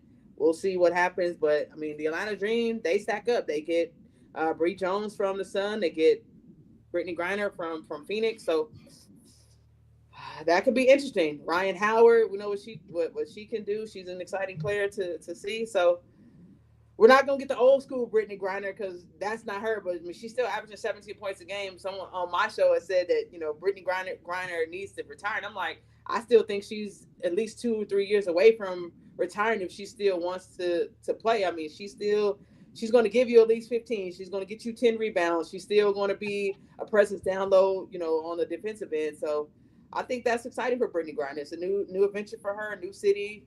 I'm excited for Atlanta. So obviously, there's still, a couple more things that need to happen as far as free agency, obviously, the WNBA draft before the season and stuff like that. But after, everything that's happened so far, where is the pecking order as far as who the favorite going into the season is? Who do you have it being as far as the teams that are legitimate title contenders? Well, I think you still can never count out the Las Vegas Aces, right? Regardless of whether people think that they're making any solid moves, with this free agency, they still don't have, a general manager. You still can't count them out. Becky Hammond, still being the head coach over there. Asia Wilson, the best player in the league, still can't count the Aces out. They're definitely going to make the changes that they need strategically to still be a team that's going to definitely be within the top three. New York Liberty, you can never count them out. A lot of people are saying what's going to happen with Stewie. Is she going to stay in New York? Is she going to leave? Haven't been a lot of conversation about her. She posted some things on her Twitter page a couple of days ago, and the people were still like, okay, well, what does this really mean, Stewie? So you definitely can never count them out whenever they have Stewie on their roster. And Minnesota, I think Minnesota, because they are coached well by Coach Cheryl Reeves, you can't count them out. So if my top three would definitely still be the Aces, the Liberty, and of course Minnesota, and I would throw Phoenix in there right now because I just think because of the roster, the way that they reloaded, the pressure's on them to have some success this season. For sure. Well, should be an exciting and still the off season, so more moves could happen, but should be an exciting season, man. I'm really looking forward to it, man. Should be Absolutely. last few seasons were really good, so Yeah. should be another great one. All right, man. Let's do our big US short fry picks, man.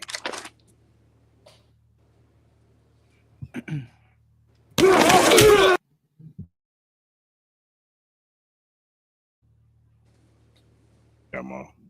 All right, so for tonight, I got the Pistons -4 over the Hawks. Obviously, it sucks with the Jalen Johnson injury. He's out for the year. Pistons have been playing well. Katie Cunningham is amazing right now. He's killing it. So I got the Pistons -4. I got the Knicks money line. I got them tonight. I got the Wolves -5. Obviously, they're playing the Kings tonight. So obviously, like all the Zach LaVine and all those guys, they're not playing. No De'Aaron Fox. So I expect the Wolves to be able to cover that 5. And then I got the Nuggets -10.5 over the Pelicans. We all know the Pelicans are in a bad state. Prayers out to Deontay Murray, him going with the Achilles injury. We saw that really sucked. This team is just, I don't know. They got a lot of issues down in New Orleans, man, for real. That might just be bad juju because of the Benson family, but it sucks for that. It sucks for him, man. So I really hope a speedy recovery for him. But I got the Nuggets -10.5. Yeah, I'm gonna take the Rockets +6. I'll take the Bucks +15.5, and I will take the Grizzlies -3. If you go to any of our social media platforms, you'll see the link for the Bet US website. You click on it. This is first time users only. You click on it, you sign up, you put the promo code in, join 125. You get 125% sign-in bonus plus 10% gamblers insurance because they got other things on the website. So you sign up, you get 3 risk-free bets. That's a minimum of $100 up to $5,000. So that means that if you bet $100 on your first 3 deposits and you lose, you keep your money. You don't even lose it. So you can win money or you can keep your money on your first 3 deposits. So go sign up to Bet US. Tell Chris Talaball sent you. And that does it for our Bet US Short Fry picks. You guys get a chance to see the Clarissa Shields fight over the weekend? I saw highlights though. I saw, shout out to Pat, man. I know Remy out there swinging that air right now, but hey, no, Clarissa Shields look good, man. You know what I mean? Yeah, she's the best right now. 4-time, was she a 4-weight division champ, something like that? But her calling out Layla Ali ain't fought since 2007. Who can Clarissa Shields really fight now? Like, there's really no one for her at this point. Unfortunately, she's in an era where there's really no competition for her. There's really, the best fight would have been her versus Layla Ali in her prime. Like, that would have been the fight, but unfortunately, I'm taking Layla Ali all day. I would too. I would take Layla. I think she was the better boxer.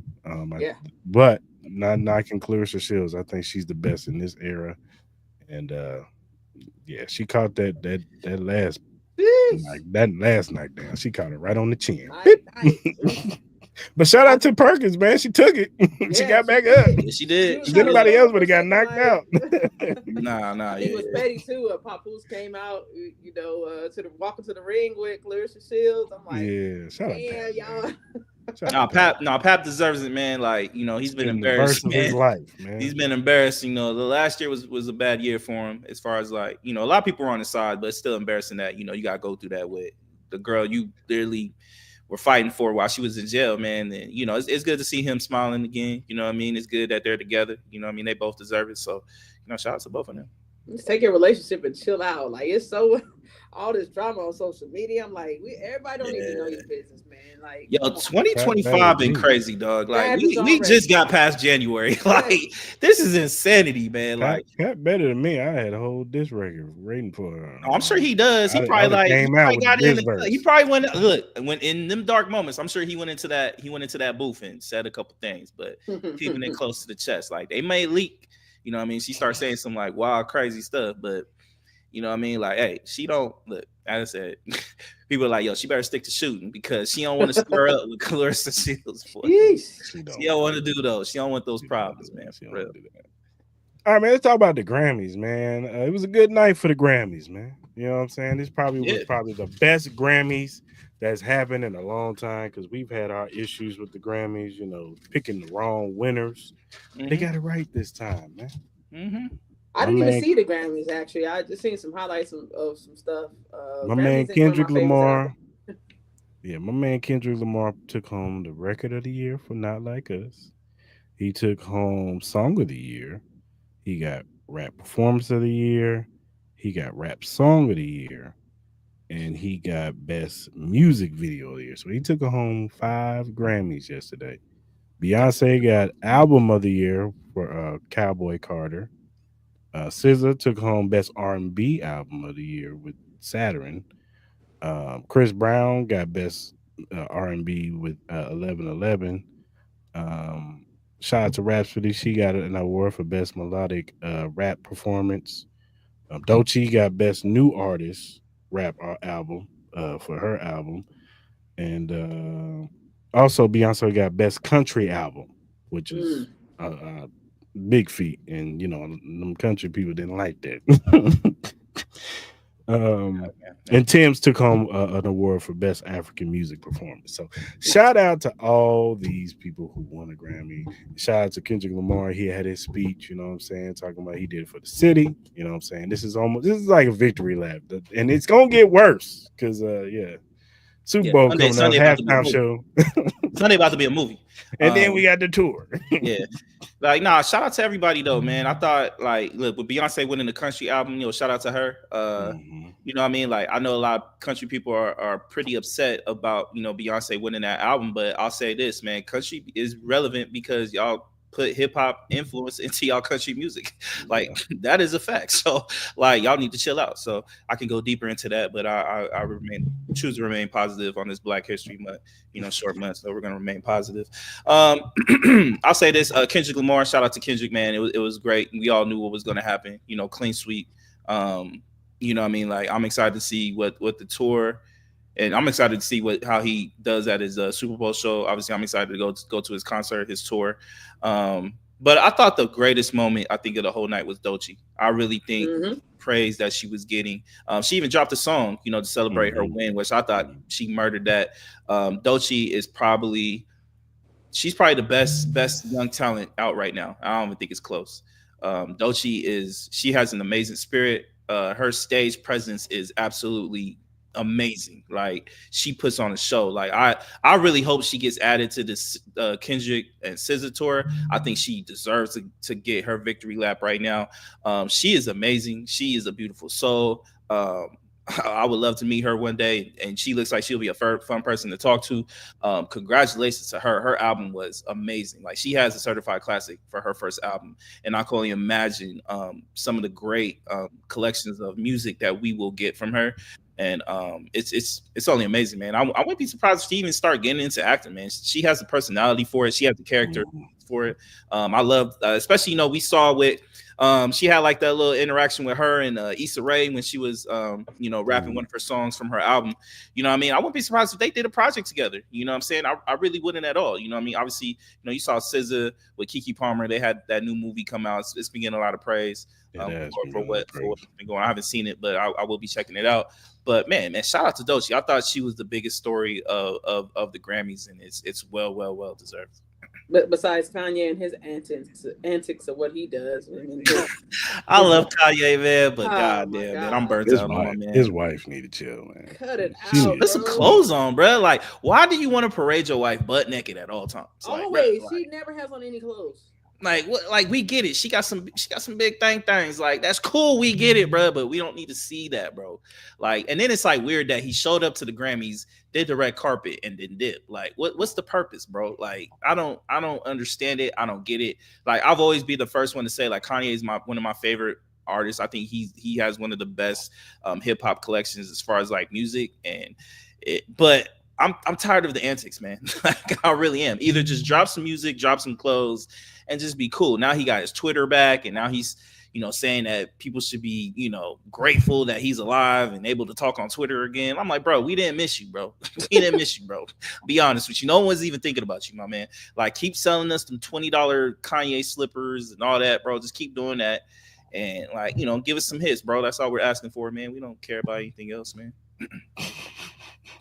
But no, shout out to all the Grammy winners, man. Even the ones I didn't mention. Shout out to all y'all, man. And, what do you think about the whole crowd screaming A minor out? I mean, like I said, it's gonna get worse, man. What do you think? What do you think? All right, let me ask y'all. Obviously, Drake is in Australia doing his Anita Max Win tour.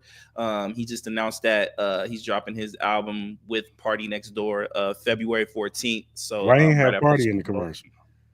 I don't know. That's a good question. I don't know. But what do you think his thought process is right now, heading into Sunday with the big show? Him listening to everybody celebrate Kendrick Lamar and his success, and how do you think this album's gonna do? How do you think this album's gonna sound? Like, what's your guys' thoughts?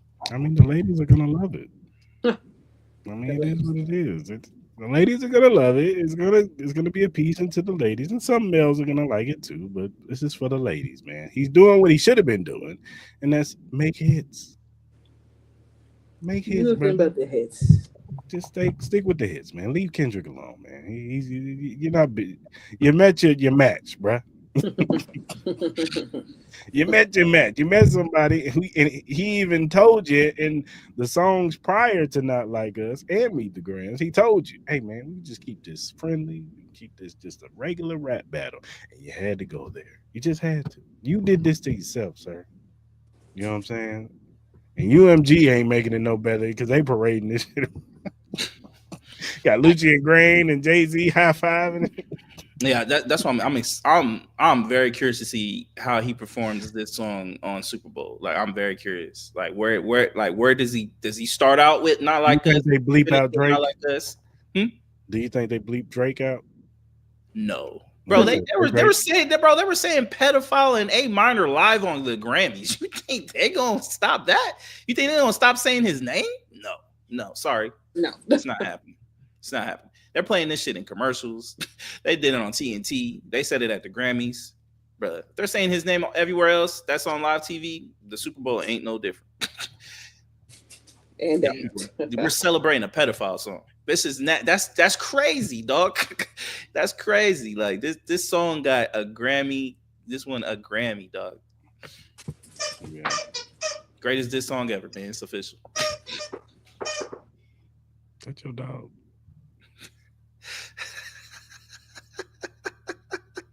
That's your dog. He is bro. Yeah, it's all good. My dog be tripping too. I'm sure you heard her barking in the background. Yeah, she be a part of the show too. So yeah, man, it's all good. We get her a mic and some headphones in a minute. Yeah, shit. We have one-on-one. My dog with your dog. You know what I mean? See, like, really, barks the best. All right, man. Let me ask y'all, since it's Super Bowl coming up, this is second year into the Super Bowl. Is Jalen Hurts the best quarterback in the NFC? And if not, who are you taking? What quarterbacks in the NFC? Just on the NFC side. We ain't talking about the AFC. We know the AFC is loaded. We got Josh Allen, Patrick Mahomes, Joe Burrow. We got all the quarterbacks over there.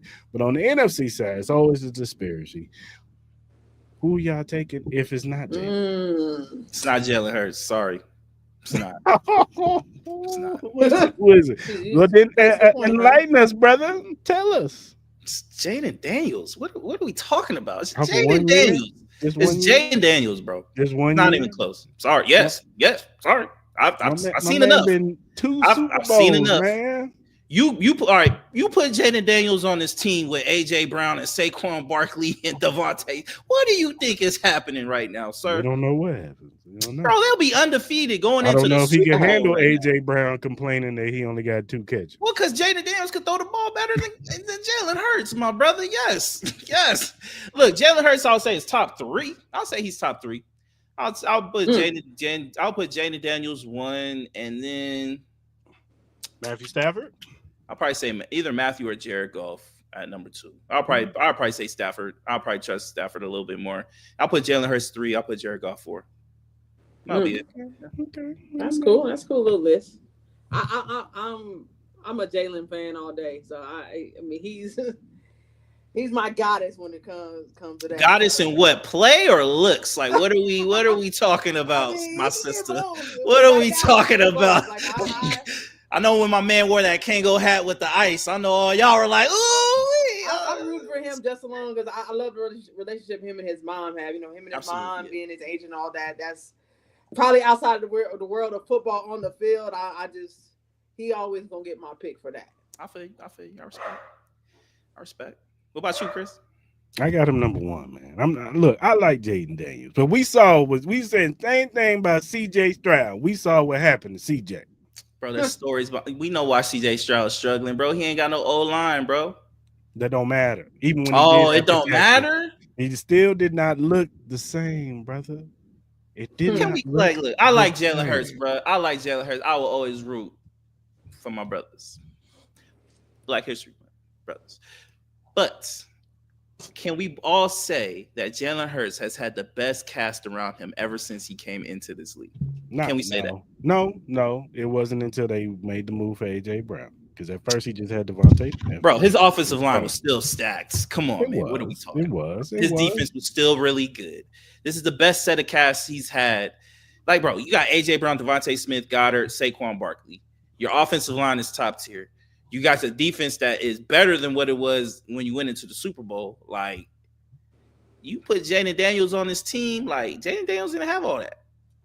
He didn't have all that. He didn't have a defense to back him up. No, and he got to the NFC Championship game. And then on top of that, if none of his players fumbled those balls, we could be having the Commanders in the Super Bowl currently right now. So I like Jalen Hurts, my brother. You're great. I commend you, my brother. I got you top 3, but you're not better than Jaden Daniels, man. Sorry, bro. It's just not happening, bro. We're gonna have to revisit this the same time around next year. And we'll see how my man. Look, I like Jaden Daniels too. I think he's amazing. But I got to see the second year. I got to see the second year, man. Let me ask you right now, dog. If Jaden Daniels was a starting quarterback of this Philadelphia Eagles team, how worried would you be going into this game compared to now? I'll be slightly a little bit more worried because he can throw the football. That's all that matters. But it's not to say that I'm not less worried about Jalen Hurts. No, not at all. Not at all. Like, I'm just saying, like, Jaden Daniels in his rookie year carried a team that we didn't expect to make it to the playoffs, and he took it to the NFC Championship game. We'll see, brother. Like I said, we're going to revisit this conversation next year, man. Hey, look, I hope the brother wins because that puts a smile on my face and puts a sadness on yours. So I bet it does. I'm rooting for Jalen. What you mean? I'm going to be wearing green on Sunday to represent. You turncoat. What you mean? You disgust me. I disgust you? My brother. No, you should be wearing black and silver. That's what you should be wearing on Sunday. My team is in the Cancun. They chilling right now. Don't matter. I don't wear my black and silver don't come out until April. Till then, fly, Eagles, fly. Fly, Eagles, fly. Damn. It's all good. All right, man. Let's talk a little boxing, man. Canelo Alvarez and Terrence Crawford. There's reports from Ring Magazine that the agreement is set for September. Was it 7th? September 7th. I think it was 14th, 7th or 14th or 7th. One of the days. Probably Mexican Independence Day. That it is set for a mega fight in Las Vegas. Me and Mal have been looking forward to this fight. We've been wanting this fight. You know, if you watch this show, hopefully you're not a Canelo Alvarez fan. You know that we are not big Canelo Alvarez fans over here. I think he's slightly overrated. Personally, that's just my opinion. I know Mal probably feels the same way. And we're huge Terrence Crawford fans. And it's going down. Shout out to my man Terrence Crawford. Go ahead and get this man a boxing lesson. That's all I got to say. What you got, Mal? Yeah, so it's September 13th. I'm excited. I need to be at this fight. I need to find a way to get to this fight at all necessary. This is this is the mega event that boxing has been waiting for ever since the I think Pacquiao Mayweather. Oh, I would say Terrence Crawford, Errol Spence too. But you know, I mean, you know, boxing needs this at least once a year, and we're gonna get it. This is the fight that I've been clamoring for. I wanted to see this. I wanted to see Terrence Crawford get a shot at, you know, some people who consider Canelo to be this all-time GOAT of a boxer. I want to see it. So I'm excited for it. I'm excited to see how they do the undercard. I'm excited to see who else will be on this card, because it's going to be like the Super Bowl for boxing when this event happens. So, and then I'm also excited that they decided to keep it in the States. I didn't want to see this in Abu Dhabi or nothing like that. Like, I know y'all got the bread right now. I know y'all rocking, but them crowds is weak as they're weak. Sorry. I don't like the environment, but I'm looking forward to it, man. The countdown is on. So, any thoughts, Ms. Ballin D? I haven't even followed that whole. Boxing is definitely not one of my major strengths of all that. I hear the chatter was going on. I seen the breaking news that I guess it's supposed to happen here in Vegas, but about as much as I can tell you. Actually, are you going to watch the fight? I probably would watch the fight just to stay up on it for sure. For sure. I think this will be a big turnout as far as, like, you know, the casual boxing fans coming out and watching this. I think the casuals will definitely watch this fight for sure. Yeah, for sure. All right, Ms. Ballin D, I know you said you had to break out. Appreciate you coming on the show. Yes. Always a pleasure to be on with you, my brothers. Always welcome to come back. We always appreciate your insights. For sure. Appreciate you coming on. Absolutely. Look forward to having y'all on my show too when you get time. I keep telling y'all we gotta make that happen. Oh yeah. Let us know. We'll make time. Let's do it. I appreciate y'all. Y'all love. Have a good one. All right, yeah. Peace. All right, man. Anyway, you know, they announced that I think he's gonna fight out here in Vegas. Yeah, I saw that.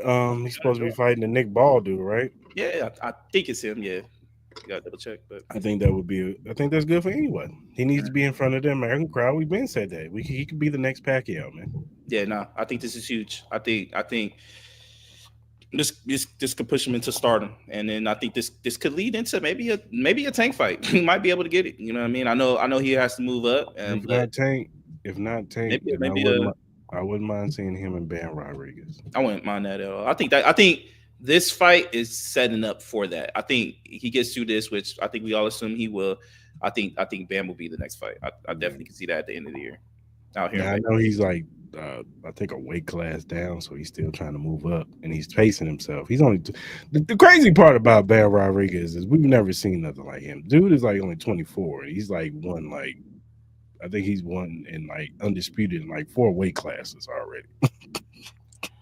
Yeah, you never know. Like I know he's trying to take his time, but you know, you gotta strike gold when it's there. So almost definitely. But he's a great fighter. The kid is a great fighter, and you know what he's doing at his age is crazy. But anyway, he's a great fighter. But like I said, if he can come to the States and knock fools out, I'm telling you, the casuals are gonna love him anyway. They're gonna love him. They're gonna fall in love with him. Just like they love Pacquiao. I think he'll probably be the most popular boxer in America if he continues to do what he has done in Japan. I think that's easy. Especially if he knock out somebody who's known, like got a little bit of cachet to him. Yeah, sky's the limit. Sky's the limit. and I think it'll be great for boxing. Like you're getting a whole new dynamic as far as like, you know, American, Japanese, American, Asian people getting more involved into the sport. I think it does nothing but help. So. And one thing I will say, I know, you know what I'm saying, he beat him already, but I wouldn't mind seeing him and Fulton in the States. I want to see how that fight. No, I wouldn't mind that either. Like I think Fulton has looked really good. I think Fulton will be more comfortable in the States. I think anyway will give he has the belt. You know, he's looked really good coming off, you know, the anyway fight. I think anyway would consider it, you know what I mean? Depending, like, you know, obviously, like, you know, let's say Bam isn't ready to move up. I think that could be a possible fight he fights after this one in June. I wouldn't be surprised about that. Maybe he considers being added on the Canelo Crawford card. That might be a possibility. It puts him on a big American stage. I wouldn't rule that out either, because the way anyway is consistently fighting, he's fighting like 4 times a year. So it seems like, so I wouldn't rule it out. Like if he's able to make quick with homie in June or July, You know, he might take a quick fight in September. You never know. We'll see. Yeah, I agree with that. All right, brother. Let's go ahead and end this off on a good one. Let's do the Super Bowl tell of the tape. Yes, sir. Let's do it. Super Bowl coming up. And we're gonna go position by position. Who we think got the edge on each side of the teams. We got the Chiefs, we got the Eagles. If you've been sleeping under a rock, that's who's going into the Super Bowl this year. So let's kick it off. Number one, let's go quarterback. Who you got? I think you got to go Patrick Mahomes. I think this is easy.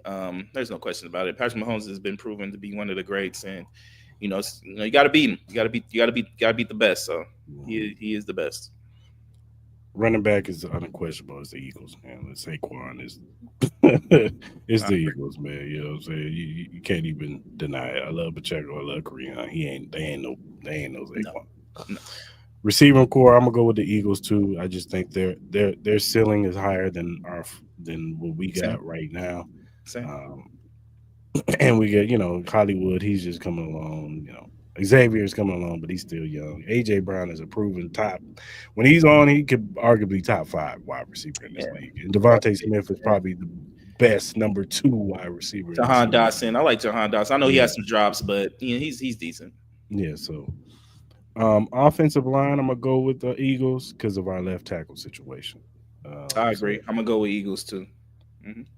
But then again, it all comes down to if those centers from the Eagles are healthy. If they're not healthy, I might. Here's the thing about the offensive line. I think their tackles are better than ours, but I think our interior is better than theirs. I agree, but I feel like the interior of the Eagles' offense is very, very important. Mm-hmm. I just feel like it's important, especially with the tush push. They're going to break out the tush push 4 times in this game, so at least. So I think that's very important for them and for them to continue their offense. If that middle is struggling, then especially with you're getting Chris Jones and all those guys, I'm gonna like, bro, you better be healthy, bro, because if that middle is any not healthy, bro, you're gonna have problems, bro. So Chris Jones, Charles Omenihu, but for right now, I'll give it to the Eagles right now. Tight end, I'm going to go with Chiefs. I think Travis Kelce is better than Dallas Goedert, but that's just me. Obviously, like if we look at totality, yes, it's Kelce, but Kelce hasn't looked good even in the playoffs. So I'm gonna go with Goddard. He looked great in the Texans game. What are you talking about? No, you don't look like the old Travis Kelce. Kind of like 50-50, but that's what it is. Defensive line, I'm gonna roll with the Eagles, even though I love Chris Jones. I think Chris Jones is the best defensive lineman, period, on the field. But as a whole, I'm taking Jalen Carter over George Karlaftis. I'm taking, Howard. I'm taking Sweat over. Sweat. I agree with you. I think it's definitely good. Like I said, Chris Jones is the best on the field. Jalen Carter has a potential. He's right below him. He's right below him. Yeah, he's number 2. He has a potential to get there, but I just think right now Chris Jones is number 1. But I think as a whole, I think the Eagles line is better. I agree with you. Like I would probably pick the Eagles. I agree with you. Chris Jones is the best defensive player on the field. Jalen Carter is definitely 2. But yeah, I agree with you. Like the Eagles are stacked on that D line, and they can rotate out in and out. So yeah, I got that. Linebackers, I'm gonna go Chiefs. I like Zach Bond, but I think as a whole, I think our linebackers are better as a whole. Yeah, with Nakobe Dean out, Nick Bolton and those guys. Yeah, I'll probably take the Chiefs. Yeah, I agree. Cornerback, I'll go with the Eagles. I think Quinyon Mitchell is a budding star. I know he's a rookie, but he's shown that he's a budding star. And big play Slay, he's still a good number 2. You still got Cooper DeJean, who's another rookie. I think outside of Trent McDuffie, I love Jalen Watson. I think Jalen Watson is a good number 2.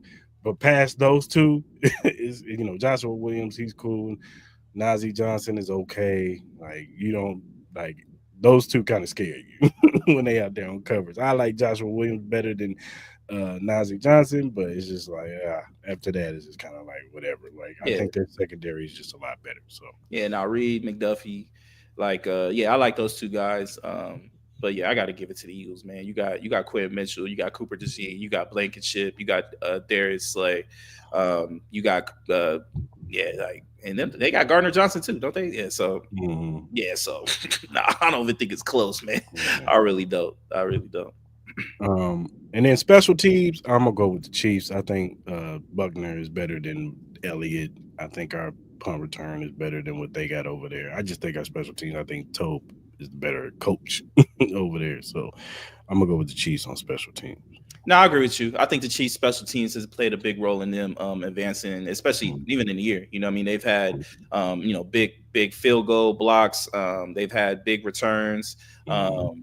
Recoveries on making creating fumbles and stuff like that. I think y'all have one of the best special teams in the whole league. So, and we all know like this could come down to a special teams play. So, I definitely would like the time when we played them in the Super Bowl. Kadarius Toney running that pump return back. That was huge. That's huge. So that was a pivotal point. Even if it's not for a touchdown, even just changing sides of the field, man. Like you giving Patrick Mahomes a short field, that's pretty much like a fucking layup at this point, man. So it could play a big role. So I agree with you. I'm gonna give it to the Chiefs, and I think the Eagles special teams isn't bad. I won't say it's bad, but I've just seen the Chiefs make big plays on that special team side all year. So I'll definitely give them the nut. And then head coach, I'm gonna go with Chiefs.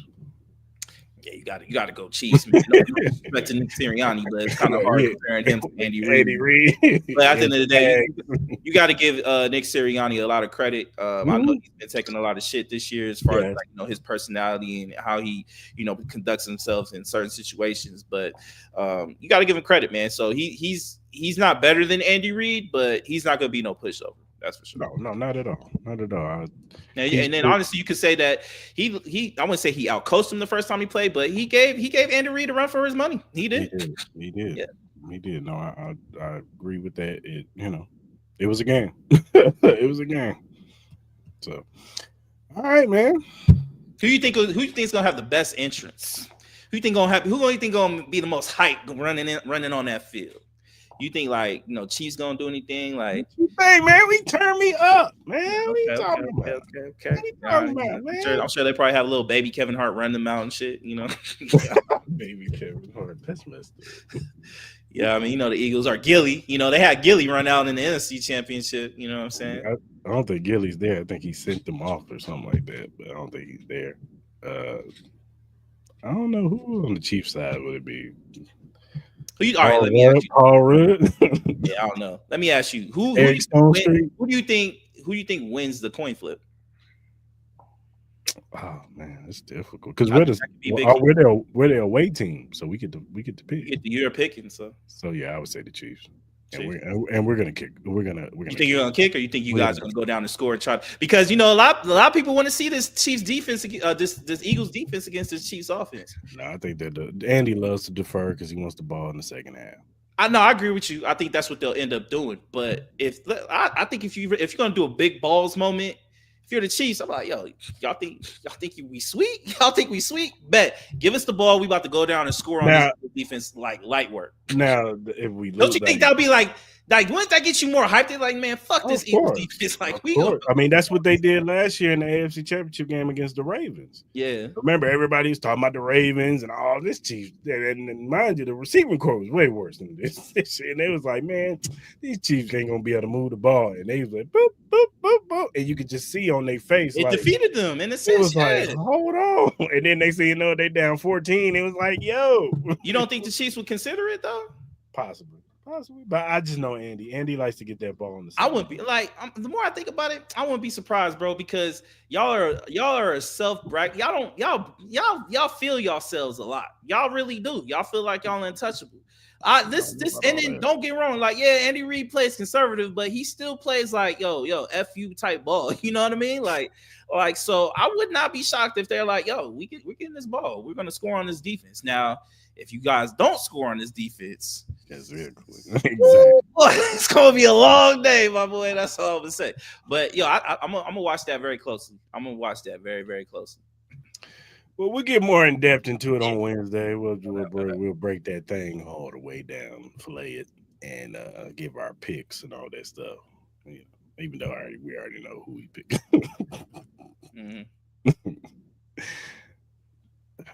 Bals have been playing third quarters. Oh yeah, they should defer. I agree.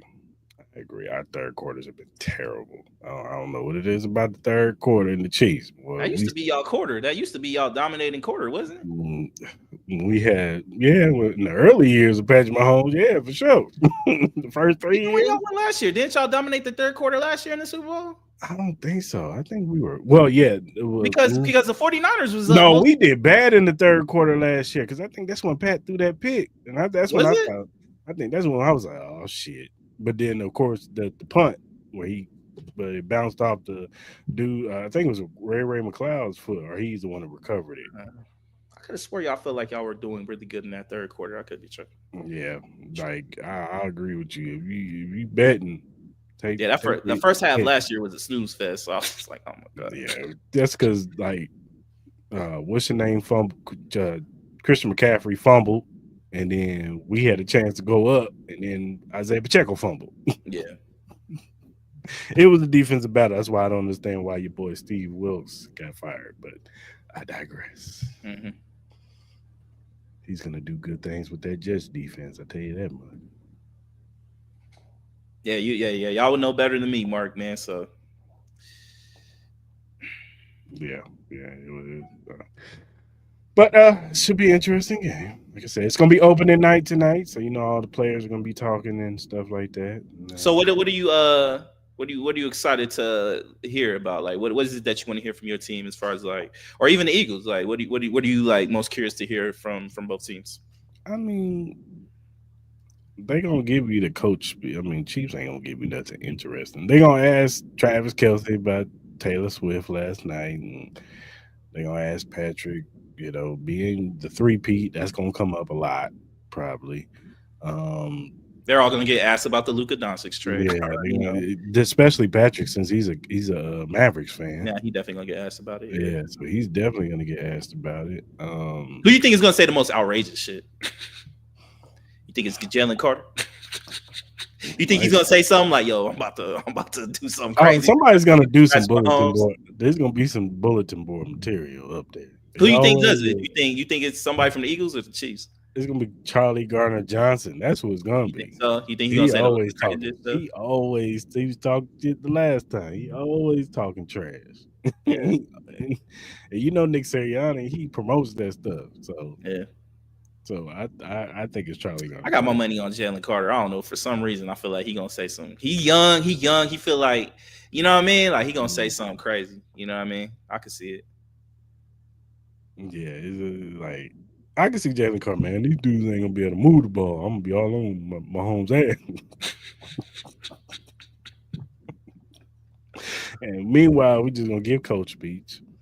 Those guys over there are really great players. We're gonna have to do our best to win. That's what they gonna say. That's what Andy Reid teaches. I don't know, man. Xavier Worthy got my money. As far as like anybody that could say anything crazy, I'm gonna put my money on Worthy ain't gonna say nothing. They looking at him like, look, boy, don't you say nothing. You say Quinton Mitchell is the best quarterback in the league right now. Oh no, man, he young too, bro. He I'm just saying, I'm not saying he will, but he if I had to put money on any Chief, it's Xavier Worthy that might say something. If I were to put somebody on somebody, who would it be? It might be Worthy on the offensive side. On the defensive side, it'd probably be Charles Minnie because he's so hyped up being because he got hurt in the AFC Championship game last year. He didn't get to play in the Super Bowl. Yeah. He might be like, man, I'm about to get 3 sacks on this. Yeah, I can see that too. Like Eagles, it's Jalen Carter for me. It's either Jalen Carter. I agree with you with Gardner. Yeah, he always talking trash. He always getting into it. I can't see nobody on the offensive side. I can't see everybody on offense. Everybody on there is like pretty PC. Yeah, Jalen Hurts ain't gonna say nothing. He's too buttoned. Nah, Saquon's not saying nothing. AJ Brown's reading books now. He's gone. But even so, Devontae Smith is a soft-spoken person. Like he ain't doing nothing. Yeah, them dudes. If it's anybody, maybe one of the guys on the offensive line, but most of the time they ain't really saying much. And besides, even if they do say something, no one really pays attention anyway. So. Nick Sirianni, though, you never know. Nick might say something. He might say something. They might say so. You know what I mean? Or the security guy. Does he get a booth? Their security dude, the security detail guy, big guy with glasses. What's his name? Big Earl or some shit. Remember the one that got suspended? because he touched one of the players or something. Oh, I didn't know about that one. You don't see like the big security guy, the big bald white guy with the glasses. He looked like a buff Scott Van Pelt. Oh, I think I know what you're talking about. I might know what you're talking about. I wonder if does he get a booth? No, he don't get to talk. Stay your ass right here and guard us, just in case some stupid person want to try to do something. Mm-hmm. Hey man, hopefully one day we get invited to that shit, bro. Hopefully. Yeah, for real. So we can get our credentials up, baby. Yes, sir. Yes, sir. So don't be asking Patrick Mahomes no bullshit ass question. Who, me? Yeah. All right. Let me ask you this. If you could, if we got credentials to this, let's say we both had credentials. Who is the first person you're going to, and what is the question that you would ask? See, you put me on the spot. I don't know the question. I didn't sit and think about that. But the person I go to, Chris Jones, man. I know he's gonna give me some sound bites. Chris Jones? Yes. I know he's gonna give me some sound bites. Yeah. Okay. I don't know if he's playing. Is Graham for the Eagles? Yeah. I think he's trending. I think he's trending into playing. I think they took him off. He'll probably be limited though. I think he'll be limited, but I think he'll play in key downs or something like that. Third and longs. Yeah, they'll shoot him up. I think he's definitely gonna play. I think he'll definitely.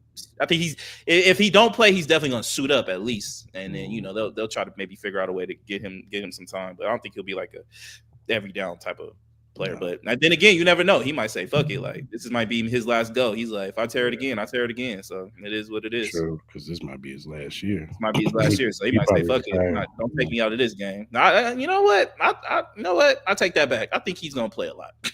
He definitely playing for sure. He definitely playing. He didn't get taken off for nothing. That's for sure.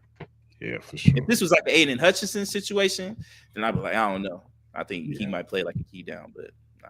Graham, I think this is last year, so he's gonna go out with a bang. Yeah, man. Well, this is the last week of football, people, unless you watch the XFL. Look, man, I know everybody's kind of sad that football is kind of over, but we still got combine, we still got the NFL drafts. Basketball's here, baby. Embrace it. Basketball's here with all these crazy trades. We still got UFC fights coming up. We got the Davis fight coming up, and more Bivens in a couple weeks. We got All-Star Weekend coming up, so we'll talk about that. Man, it's gonna be all right. Baseball's coming up. Obviously Dodgers, your Royals, Yankees. I'm sure there's gonna be plenty of conversations about that. We got WrestleMania in Vegas coming up, so we got that to talk about. WNBA, Caitlin Clark hate season's coming, ladies and gentlemen. Yes, sir. My hate is really, really starting to thrive a little bit. I'm starting to get a little excited. You know what I mean? That Caitlin Clark, man. Put that Chiefs jersey on, girl. Yeah, we ain't there yet, Mark. We ain't there yet, Mark. We getting there. Yeah, we getting there. We ain't there yet. We still got to do our flowers and all that. All right, man. Who's your flowers of the week, man? So flowers. I'm gonna give this to Benavidez and Morrell for a great, great fight. Again, Morrell, you're gonna be fine, my brother. I know you took the L, but you put on a great, great performance. Both of these gentlemen, again, I commend both of these gentlemen for a great, great fight. PBC for a great card.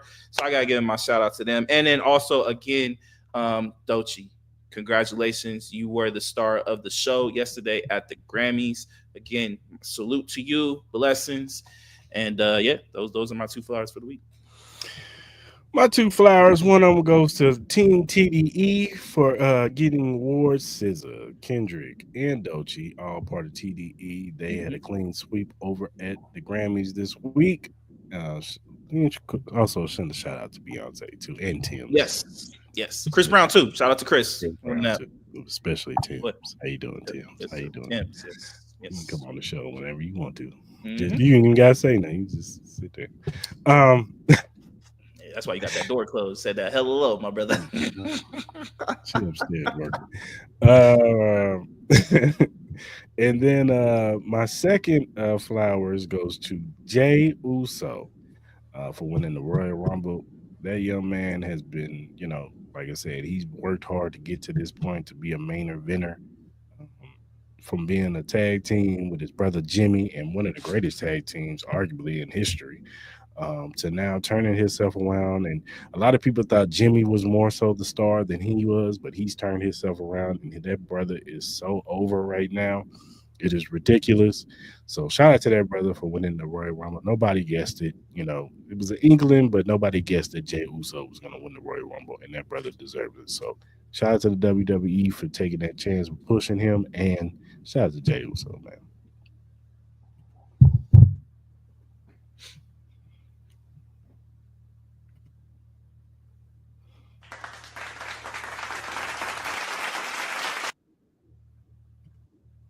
All right, man. Who gets your hell no? So my hell nah goes to Senior Conor McGregor, my brother. Like we ask for you to come back in the ring and give us a fight, but you seem you can't stay out the news. You got another sexual allegation case against you. You over here spitting in people's faces while walking around at the win. Like, bro, like your antics are old, bro. Like either you just chill out or like become irrelevant, bro. Like all we ask for you is to get back in the ring. You know, I used to be a big Conor McGregor fan, but I can't even deal with my man. And then he doesn't get a hell nah, but it's a sadness. You know, Izzy, you know, he got knocked out on Saturday. Yeah, really hurt my heart, man. So it's just not a hell nah towards him. It's more of like a hell nah to seeing him lose. You know what I mean? I was really rooting for my boy. Hopefully he's able to bounce back, but it's gonna be tough, man. You know, I'll always be an Izzy fan. I'll always root for him. So yeah, that's not. And then you know what? One more thing. Pat McAfee gets a hell no for having Hollywood Hulk Hogan on his show early today. Like, bro, I don't know what you were thinking about that shit, bro. I like Pat McAfee, but he get a hell no for that, bro. No one wants to see Hulk Hogan, bro. No one wants to see you get a hell no for talking shit about Bret Hart. Who talks shit about Bret Hart? Hulk Hogan. Oh, he did on Pat McAfee show. Mm-hmm. What'd he say? Said something like, if you should just do better. You could have won. Blah blah blah. Like, shut up, bro. I don't know why Pat McAfee thought it was gonna be a great idea to put him on the show. Shut up. All right, man. My hell no goes to on the red carpet. There was two young ladies who were interviewing from the AP press. I don't know their names, but they were interviewing the legendary, great Babyface. If you don't know who Babyface is, kids, go look him up. He is very instrumental in a lot of the music that's out to this day. You know, R&B music, Babyface was instrumental in that. But he was being interviewed. They was talking to him. I don't know what the one young lady was doing when she was leaning back. It looked like she was getting something fixed on her back. And then when she looked up, she saw some other artist. I think her name was Chatty, whatever the other artist, new artist that she saw. But in mid while he's talking, trying to give his answer, she just interrupts and says, Chappie, and yells it again. And Babyface noticed that and said he was classy about it. He was like, oh, you want to talk to her? Well, then go ahead and talk to her. And you could tell the other young lady was kind of like embarrassed because she understood how rude that was. For y'all to do that to a legend was very deplorable. It was despicable. And it was just outright wrong. Like, let the man finish his thoughts, give it out. And then, if you're done with the interview, well, thank you for your time. Hope you enjoyed the show. And then you could interview the other young lady that came up and talked to her. But you ain't had to do Babyface like that. No, that was a disgrace. Yeah. I think they came out and apologized, but yeah, but still, like it shouldn't even got there. I bet you Celine Dion was sitting there, and did that to her. I bet you wouldn't have. Mm-hmm. If it was Shania Twain or Shakira or one of them, I bet you wouldn't have did that to them. Mm-hmm. But that's Babyface. He's not just one of our black legends. He's a legend, a musician legend in the business. White people, black people, all races know who Babyface is. A lot of y'all were born because of Babyface. Let's just keep it real. So, shout out to Babyface. But you ladies, you get the hell no of the week.